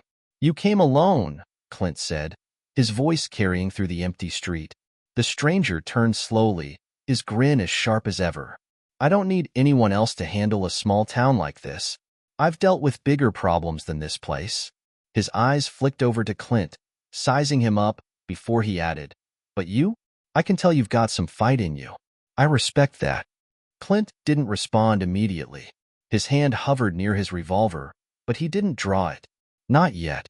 "So, what's this all about then? You came here to tell us we're weak? That you can just take this place?" The stranger chuckled, his voice smooth like velvet. "You misunderstand, Clint. I'm not here to take anything. I'm here to make sure you all understand what this town really is. What it always was. It's a place for men like me. Men who know how to survive. And men who know how to take what's theirs. Clint's jaw tightened. You think you can just walk in here, mess with the people who've been rebuilding this town, and leave like nothing happened? Exactly, the stranger said with a smile. Because I know you won't do anything to stop me. You're not the kind of man who can lead a fight like this. You're too stuck in the past, Clint. You're not the man you used to be. There it was. The challenge. The dare. Clint's eyes narrowed. He had seen this before. Men who thought they could break others with words, with intimidation. But Clint wasn't afraid of this man's games. He had fought bigger battles than this, and he wasn't going to back down now. You're wrong, Clint said quietly. This town's different now. It's not just a place where men like you can walk in and do whatever they want. People here are fighting for something better, and I'll be damned if I let you tear that down. Without another word, the stranger's hand shot down to his side, and Clint saw the glint of steel as he pulled his revolver from its holster. But Clint was faster. His own hand was already on his gun, and before the stranger could aim, Clint had already fired a warning shot into the dirt between them. The sound of the gunshot echoed down the street, and for a moment, everything was still. The stranger's eyes widened for a fraction of a second, but then he regained his composure, his lips curling into a smirk. Not bad, Clint, but you'll need more than that. Clint didn't respond. He was already moving, his feet kicking up dust as he rushed forward. The street was wide and open, and it gave Clint a clear shot. He wasn't about to give the stranger a chance to control the pace. The stranger, however, was quicker than Clint expected. He darted to the side, rolling behind an overturned cart. Clint adjusted his stance, steadying his aim. The dust in the street swirled around them as the sound of boots hitting dirt rang out. For a moment, it was like a dance. Clint and the stranger circling each other, the tension between them thicker than the summer heat. Clint's senses were on high alert, every nerve firing as he tracked the movements of the stranger. This was more than a fight. This was about the future of Red Ridge. The first bullet whizzed by Clint's ear, a near miss that sent his heart into overdrive. He ducked low, moving quickly behind a post to cover himself. He could feel his adrenaline pumping, his body reacting before his mind could catch up. The stranger was good. Damn good. But Clint had been through this before. He knew how to read the flow of a fight, how to wait for the right moment to strike. A few more shots rang out, but Clint was ready. He ducked again, popping out from behind the post just long enough to fire another round. The bullet hit the edge of the cart, but the stranger wasn't there. Clint cursed under his breath. The man had moved again. Come on, Clint! The stranger's voice echoed across the street, taunting him. You're too slow. This town can't be saved, and you know it. Clint didn't answer. He didn't need to. He wasn't just fighting for himself anymore. He was fighting for everyone who had put their faith in him, and he wouldn't let them down. The ground beneath him seemed to tremble as he advanced again, a calmness coming over him in the midst of the chaos. He wasn't worried about the bullets anymore. He wasn't worried about anything except ending this standoff on his terms. The stranger fired again, but Clint was already moving, sliding into position. He could see the man's reflection in the window of the old store, his gun raised, ready to fire. Clint's eyes locked onto the stranger's movements, and for just a split second, he saw his opportunity. Clint raised his revolver, steadying his hand. One shot, one chance. He fired. The bullet hit the stranger's arm, knocking his gun from his hand. The man stumbled back, cursing loudly as he clutched his arm, his eyes filled with rage. Clint didn't wait for him to recover. He moved quickly, crossing the distance between them in 3 long strides. Before the stranger could make another move, Clint had his hand on the man's collar, lifting him off the ground. You've had your chance, Clint said, his voice low and hard. Now you leave, and if I see you here again, you won't be so lucky. The stranger, breathing heavily, glared at Clint but said nothing. He knew when to back down. With a grunt, Clint shoved him toward the street. The man staggered, his arm hanging limp at his side, but he didn't fight back. He just turned and walked away, disappearing into the horizon as the sun dipped lower in the sky. The sun had long since set, and the streets of Red Ridge were quiet again, eerily so. After the showdown, there was an unsettling stillness in the town, like a breath held too long, waiting to be exhaled. Clint stood at the edge of Main Street, watching the lights flicker in the windows of the saloon and the few other buildings that remained standing after the years of hardship. The town had been through so much, but now it was changed. The showdown had left its mark. The stranger had been taken out of the equation, for now, but Clint knew it wasn't the end of the story. Men like him didn't just walk away. They would return, regroup, and try again. But for tonight, Clint allowed himself a brief moment of relief. He had protected his town, and that was all that mattered. As Clint turned to walk back to the saloon, Nate came up beside him, his usual gruff demeanor softened by the exhaustion in his eyes. "You think it's over?" Nate asked quietly, his voice rough from the tension of the evening. Clint shook his head. "Not by a long shot. Men like that don't just go away. They regroup, find others, and try again. But for now, we've bought ourselves some time."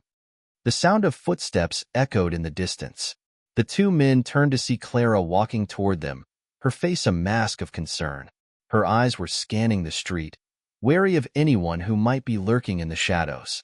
"Clint," she said, her voice low but steady, "I need to talk to you. There's something you need to know." Clint raised an eyebrow. "What's going on?" Clara hesitated, glancing around before stepping closer. After the fight, a few of the folks who were out there watching said they saw something. A group of men on horseback, just out of town, watching the whole thing. They didn't move, didn't say a word, but they were there. Clint felt his stomach tighten. He knew exactly what that meant. The stranger hadn't come alone. He had backup. Men waiting on the outskirts, ready to make a move if things went wrong. "I knew it," Clint muttered under his breath. "They'll be back. And next time, they'll come for more than just me." Nate swore, his hand tightening around the grip of his revolver. "So, what now?" Clint's gaze hardened, looking out over the street. "Now we prepare. This town has faced worse before, and we'll face it again. But we'll face it together." The next few days in Red Ridge were a strange kind of quiet. It was as if the town was holding its breath, waiting for something to happen.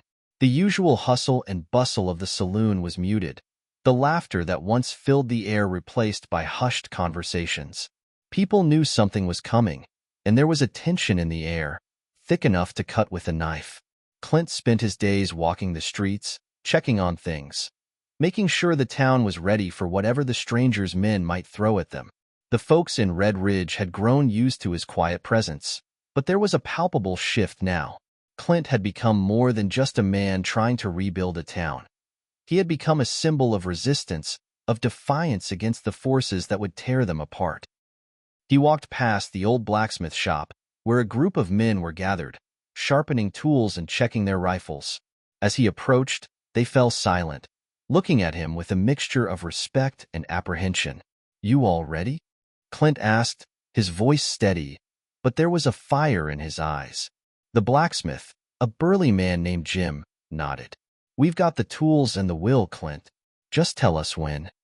"We don't need to start anything we don't have to," Clint replied. "But if they come for us, we fight back. No questions asked." "Understood." Clint didn't smile. There was no time for that now. The stakes were higher than ever. It was late afternoon when Clint heard the first rumblings. At first, he thought it was just the wind, but then it came again. A deep, rolling sound that grew louder. The hair on the back of his neck stood up, and he instinctively reached for his revolver. It was coming from the east, the direction of the hills. A large group of men on horseback. Clint's heart pounded in his chest. They were here. The stranger had returned, this time, with reinforcements. He didn't waste any time. He rushed to the center of town, gathering the townspeople in the saloon. There was no use in pretending this wasn't happening. Red Ridge had no choice now but to stand and fight. Clara was the first to step forward, her eyes fierce and determined. "Clint, what do we do?" Clint glanced around the room, at the faces of the people who had become more than just neighbors to him. People who had put their faith in him. The weight of their eyes felt heavy, but he didn't look away. He couldn't. "We fight," he said, his voice resolute. "We've got no other choice. I'll take care of the men coming from the east. Nate, you take the north. Jim, get the blacksmithing tools to the men in the south. We spread out. Make sure they don't get close to the heart of the town." There was a murmur of agreement as the group quickly split up, moving toward their positions. The preparations were swift and efficient. There was no time to waste. Clint and Nate made their way toward the eastern edge of the town, where the sound of hooves grew louder. A few townsfolk had gathered there as well, weapons in hand, ready to defend their homes. Clint held his breath as he peered around the corner of a building, spotting a dozen men on horseback, riding in a loose formation, led by none other than the stranger himself. "Here we go," Nate said quietly, his hand resting on the grip of his gun. Clint's gaze never wavered from the approaching men. His instincts were on high alert, but he was careful to stay calm. The last thing they needed was to rush into this without a plan. The stranger stopped a few yards from Clint, his eyes scanning the town, noting the positions of the people hiding behind cover. His lips curled into a smirk. "I told you, Clint," the stranger called out, his voice carrying across the dusty street. "This town can't be saved. It's mine now."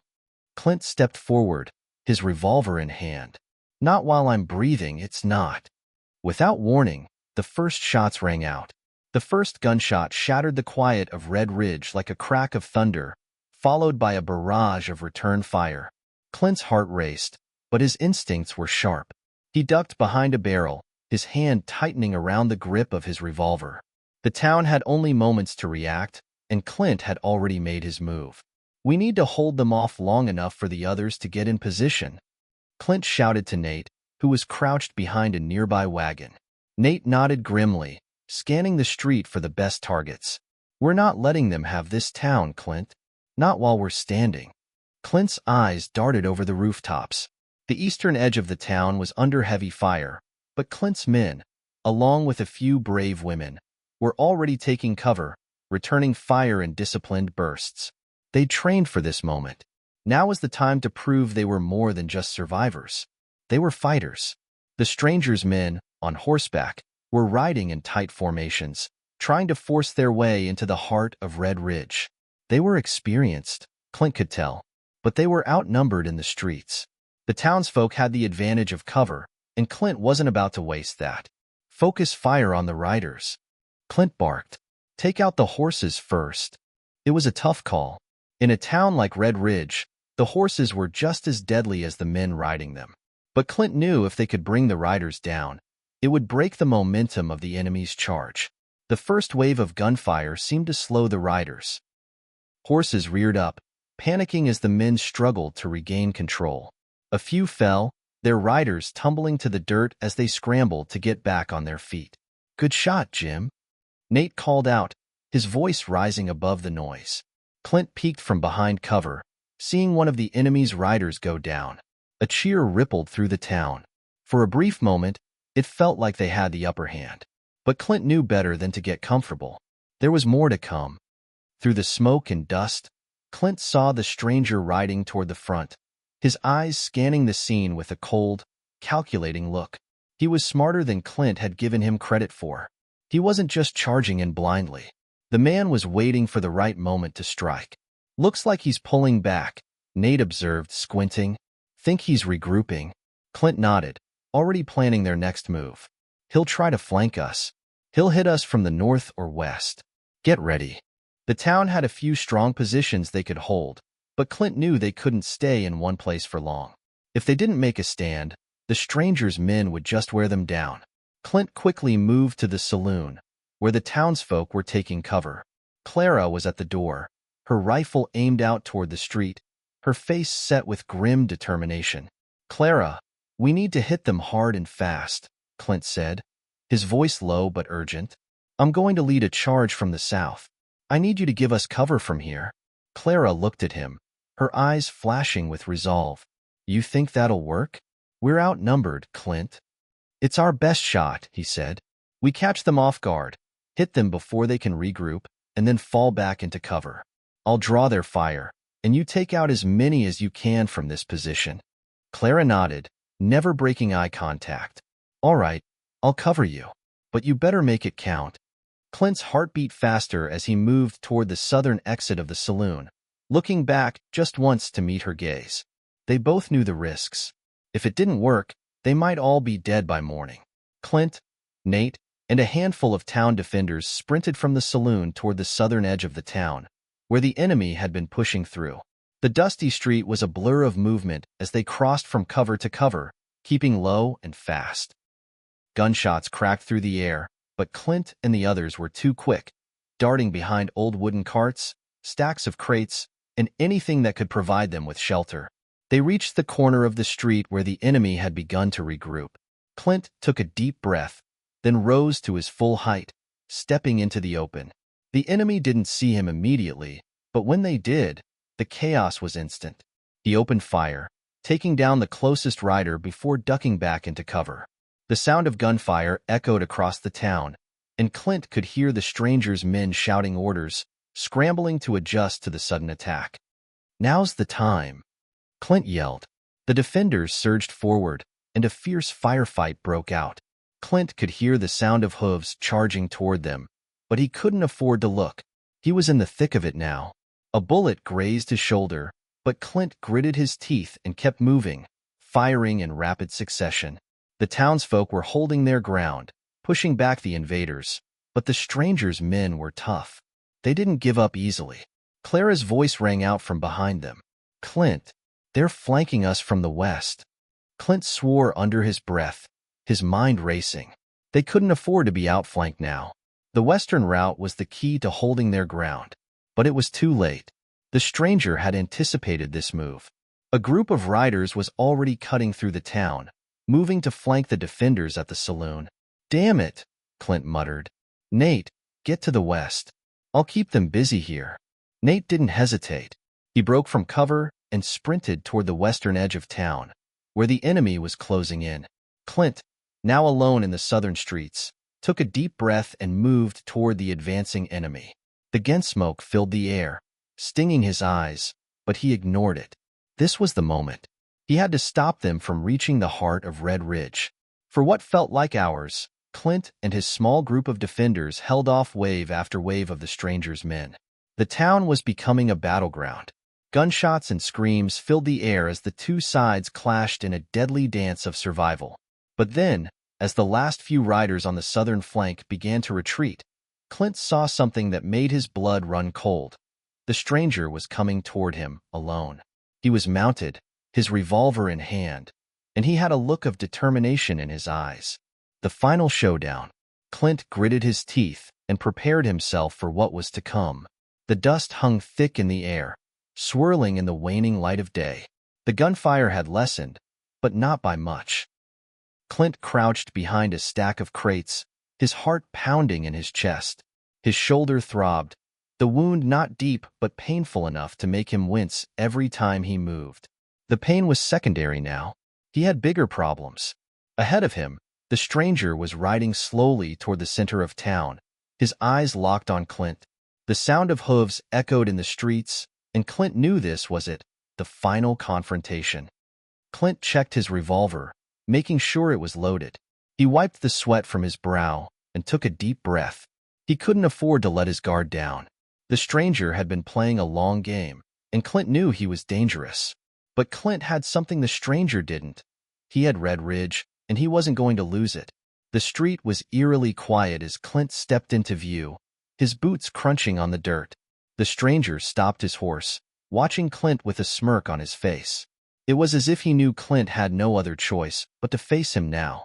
"You ready to give up that easy, Clint?" The stranger's voice was calm, almost mocking. He leaned forward on his horse, his gun hanging loosely in his hand. "You know this town is mine. It always has been."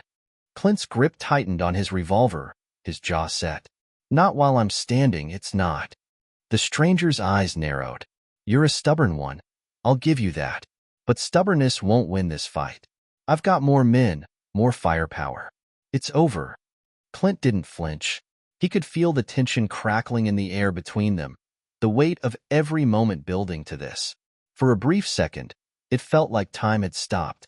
Clint and the stranger were locked in a silent battle of wills, each waiting for the other to make the first move. Then, with the speed of lightning, Clint drew his revolver and fired. The gunshot rang out, and the world seemed to slow. Clint's bullet flew through the air with deadly precision, but the stranger wasn't caught off guard. In the blink of an eye, he spun his horse, ducking just as Clint's bullet grazed the edge of his jacket. The stranger drew his own gun, and the air was filled with the roar of gunfire.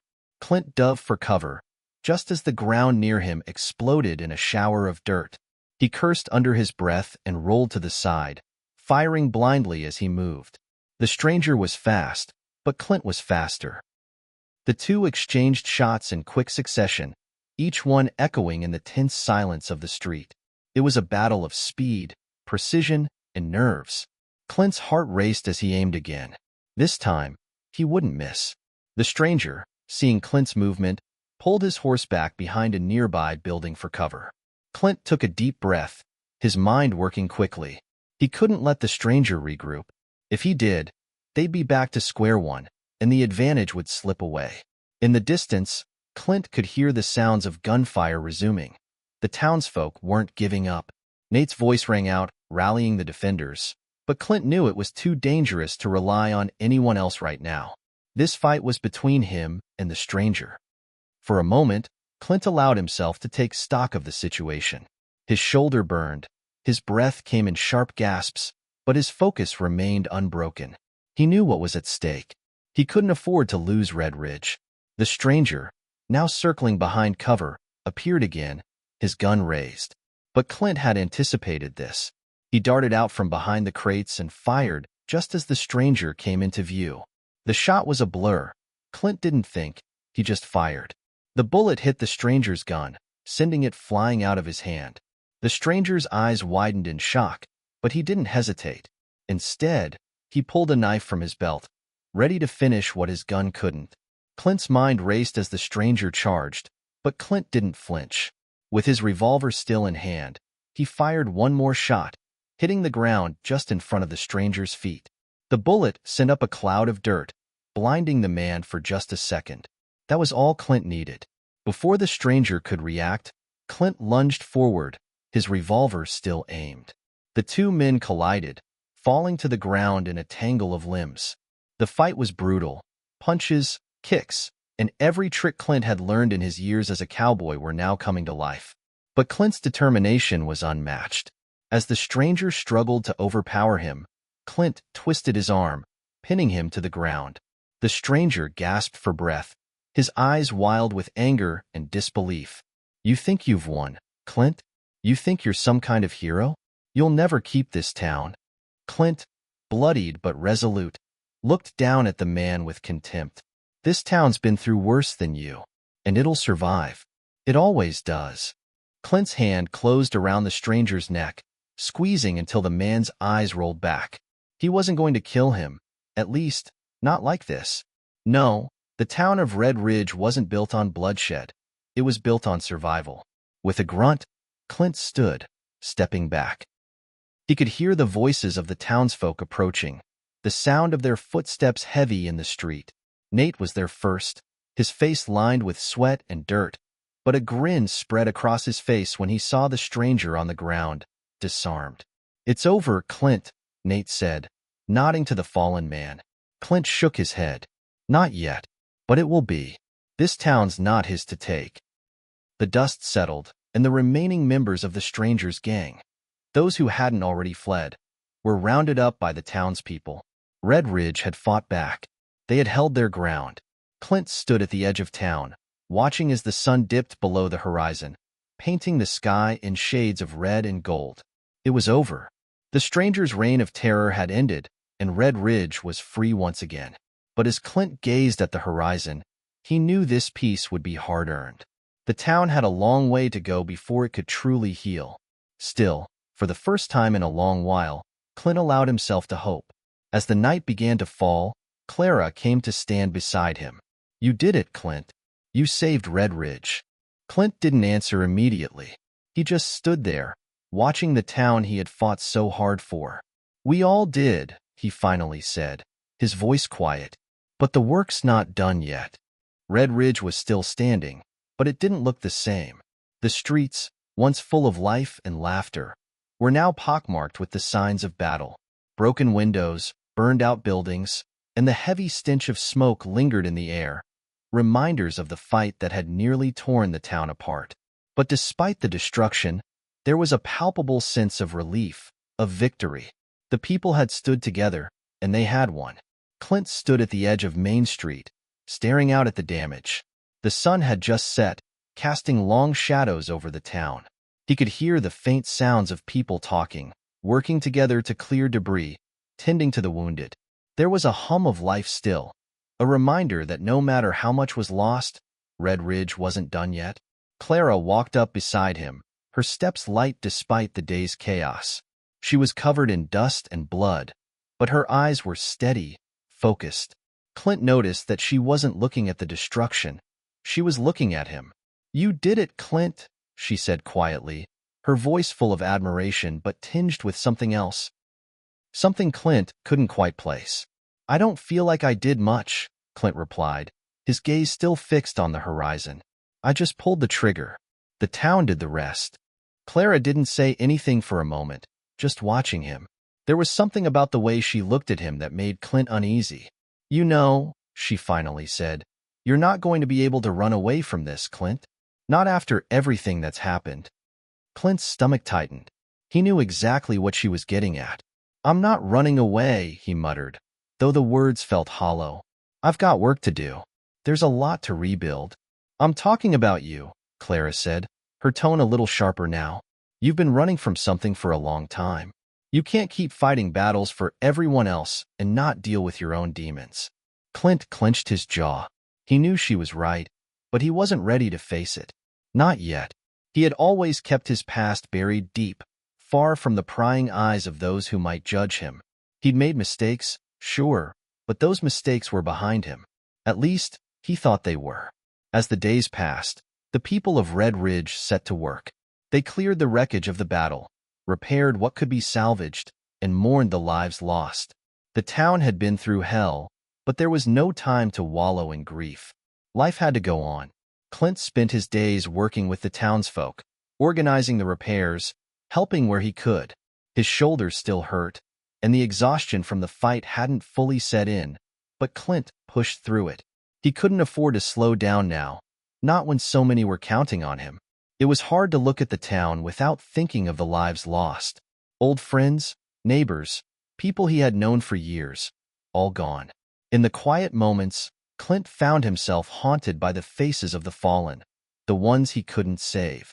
He had failed them, or at least, that's how it felt. One afternoon, as Clint was walking down the main street, Nate caught up with him. "You okay?" he asked, his voice low, as if he already knew the answer. Clint didn't look at him. "I'll be fine." Nate didn't push, but he wasn't fooled either. The man who had fought so fiercely to protect the town was still wearing the weight of those who didn't make it. And Nate knew that kind of burden didn't go away overnight. As the town began to rebuild, Clint found himself with little time to think about his past. But that all changed one morning when a rider came into town, a man Clint hadn't seen in years. The rider was tall, broad-shouldered, with a weathered face that looked like it had seen 100 battles. He wore a cowboy hat, the brim pulled low to shield his eyes from the sun. Clint knew him immediately. "Ben," Clint muttered, his voice low. Ben Callahan dismounted, his boots hitting the dirt with a solid thud. "It's been a long time, Clint," he said, his voice rough, as if he hadn't used it in a while. Clint didn't move. He just stood there, staring at the man. Ben had been one of Clint's closest friends back when he was still living a different life, before Red Ridge, before the battles, before all the regrets. Ben had disappeared without a trace years ago, and Clint had long assumed he was dead. But here he was, alive and well. "What are you doing here?" Clint asked, his voice hard, guarded. "I came to see how you were doing," Ben said, looking around the town. His eyes darkened as he took in the damage. "Looks like you've been busy." Clint shook his head, his gaze falling to the ground. "We've been fighting, just like we always have." Ben stepped closer, his eyes narrowing. "I heard about the fight. Word travels fast, especially when a man like you is involved." But it's not just the fight that brought me here. It's you, Clint. I know what you've been running from, and I'm not the only one who's noticed. Clint's fists clenched at his sides, the old anger rising in him. He didn't want to talk about the past. Not now, not with Ben of all people. But Ben wasn't backing down. He'd never been the type to let things slide. I'm not running from anything, Clint growled, his voice tight with restraint. Ben sighed, shaking his head. That's where you're wrong. You've been running for years, Clint, and I'm here to tell you that you can't keep doing it. Not forever. Clint took a step back, his mind racing. I don't need this right now. Not after everything that's happened. You think this is over? Ben said, his tone more urgent now. You've done what you needed to do for Red Ridge, but you haven't done a damn thing for yourself. And you're not going to find peace just by fixing buildings and killing men. Sooner or later, you'll have to face it. Clint turned away, his jaw clenched. He knew Ben was right. He'd been avoiding the truth for so long that it felt easier to let the past stay buried. But deep down, he knew he couldn't outrun it forever. Later that night, Clint stood alone outside the saloon, staring up at the stars. The town was quiet now, the hustle and bustle of the day finally fading.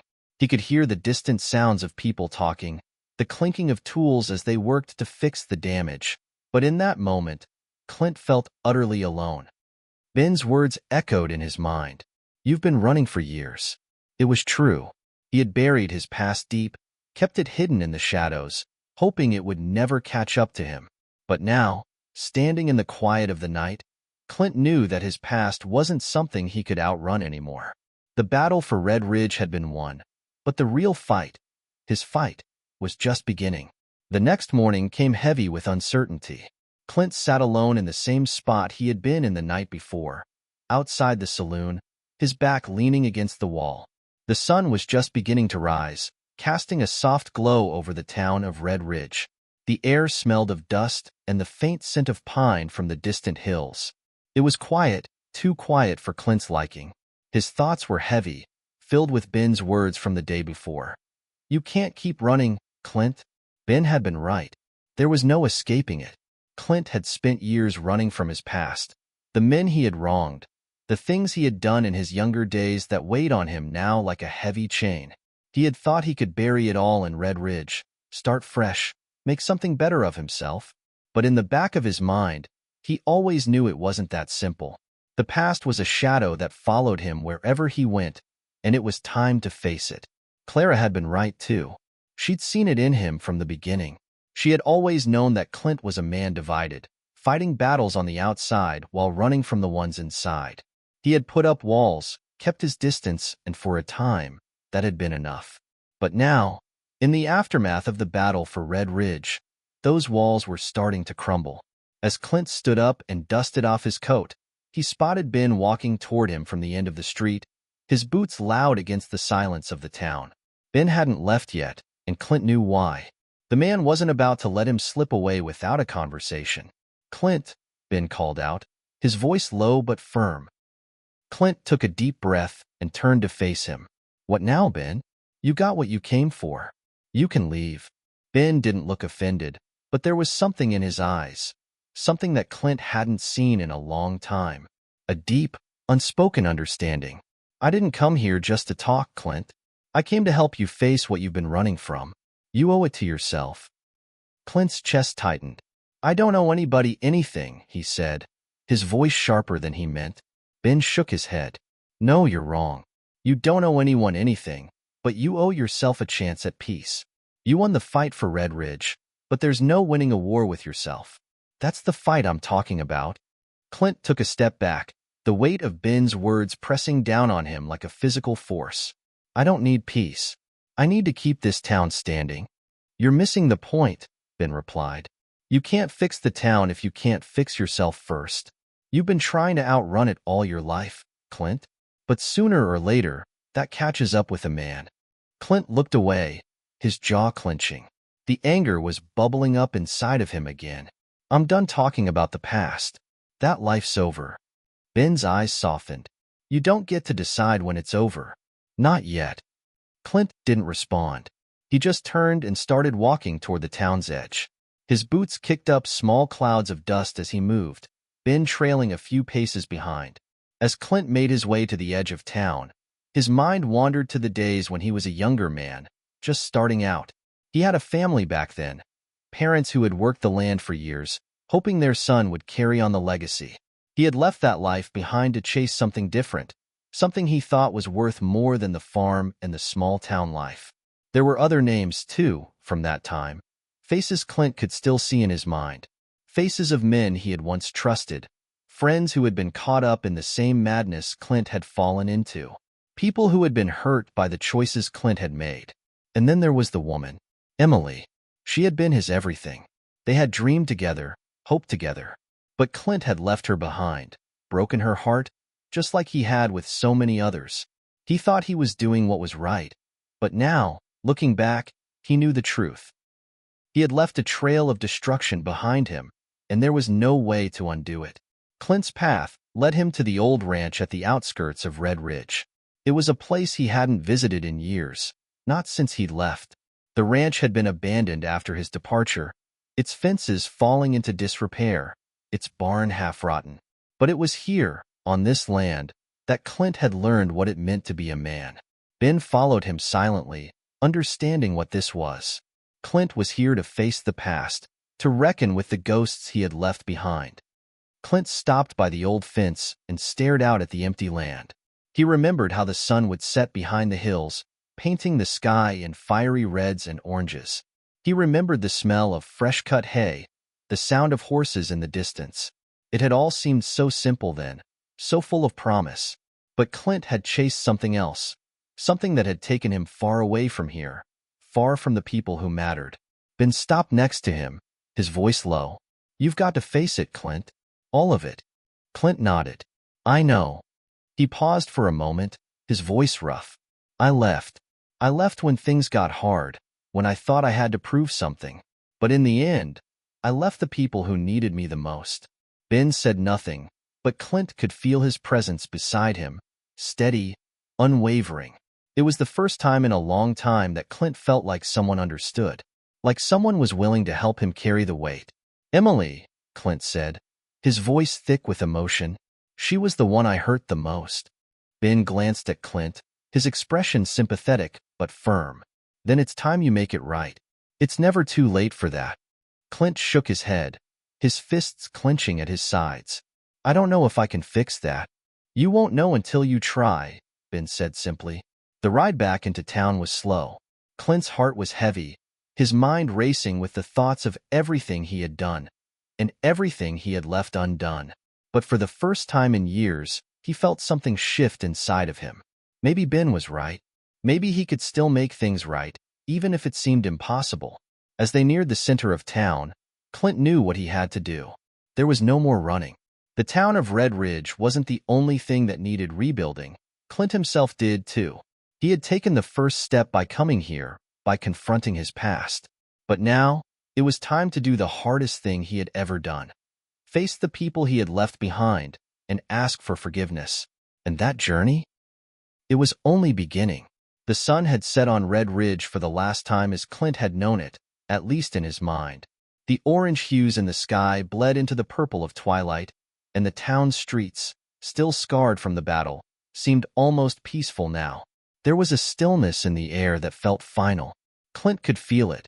This chapter of his life was coming to an end, but it wasn't over yet. Not until he made things right. The ride from the old ranch had been quiet. Ben had said little, but Clint had appreciated the silence. He had needed it to think, to process everything that had been weighing on him for so long. Now, standing in the middle of Red Ridge, Clint finally knew what he needed to do. The saloon was quieter than usual. The people who had been celebrating their victory were now scattered, winding down from the long days of recovery and rebuilding. Clint could hear the soft murmur of conversation inside, but he didn't want to go in there just yet. He needed to make one more stop before anything else. Clint's boots crunched softly on the gravel as he made his way toward the cemetery on the outskirts of town. It wasn't a long walk, but it felt like the longest journey of his life. The sun had dipped below the horizon, leaving behind only the faintest light, and Clint could barely make out the graves that dotted the hillside. He stopped in front of the one he knew too well, the one he had avoided for so long, the grave of Emily, the woman he had once promised the world to, only to leave behind without so much as a word.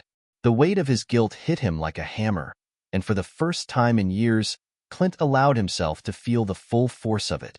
He sank to his knees beside her grave, his hand trembling as he brushed away the dirt and leaves that had accumulated there. It had been too long, far too long, since he'd been here. Emily's absence had haunted him, but he had buried it deep, convincing himself that his choices had been for the best, that his leaving was justified. But he knew better now. "Emily," he whispered, his voice cracking, "I'm sorry. I should have never left you. I should have never left us."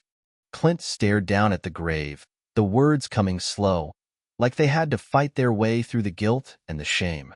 "I thought I was doing the right thing, running away, but I was wrong. I ran from you, from everything that mattered."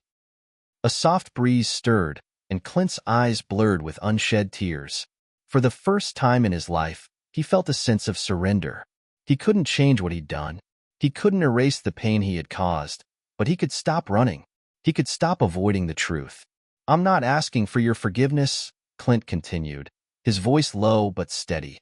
I need you to know that I've learned. I've learned what it means to be a man, and I wish with everything in me that I could go back and fix things with you." He sat there for what felt like hours, just letting the silence of the night settle around him. It wasn't the answer he was looking for. He wasn't going to hear Emily's voice, wasn't going to feel her hand on his shoulder. But Clint finally realized something. Redemption wasn't about having the past erased. It was about accepting responsibility and knowing that moving forward meant doing better. And for the first time, Clint felt the weight of that responsibility in his chest, not as a burden, but as a new beginning. By the time Clint returned to town, the night had fully set in. The saloon was dimly lit, its wooden floors creaking under the weight of the people inside. Clara was sitting at the bar, her back straight as she spoke with a few townsfolk. When she noticed Clint walk in, her face softened, though she could see the change in him. Something was different. Something had shifted. Clint approached her slowly, his boots tapping softly on the floor. "Clara," he said, his voice quiet but firm. She turned toward him, her eyes searching his face, as if she were trying to read the change in him. "Clint," she said, standing up from her seat, "how are you?" He hesitated for a moment, and then the words came out, more naturally than he expected. "I'm not sure, but I'm better." Clara studied him for a moment, clearly confused. "Better?" Clint nodded, glancing around the room as if he were trying to gather his thoughts. The noise in the saloon seemed distant, as if it were happening in another world. "I went to see Emily," he admitted, his eyes dropping to the floor. Clara's expression softened, and she didn't ask any more questions. She didn't need to. "And I told her I was sorry," Clint said, his voice rough, "for everything I did to her, for everything I did to us. I can't change the past, but I'm trying to be a better man, a man who can stand up to what he's done." Clara stepped closer, her hand gently resting on his arm.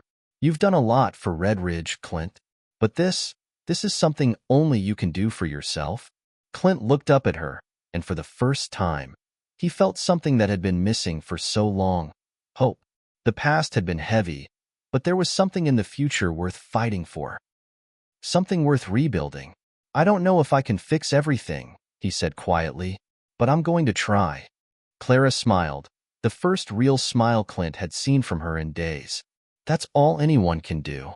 Clint walked out of the saloon and into the cool night air. The stars overhead shone bright and clear, as if the sky itself was offering him a fresh start.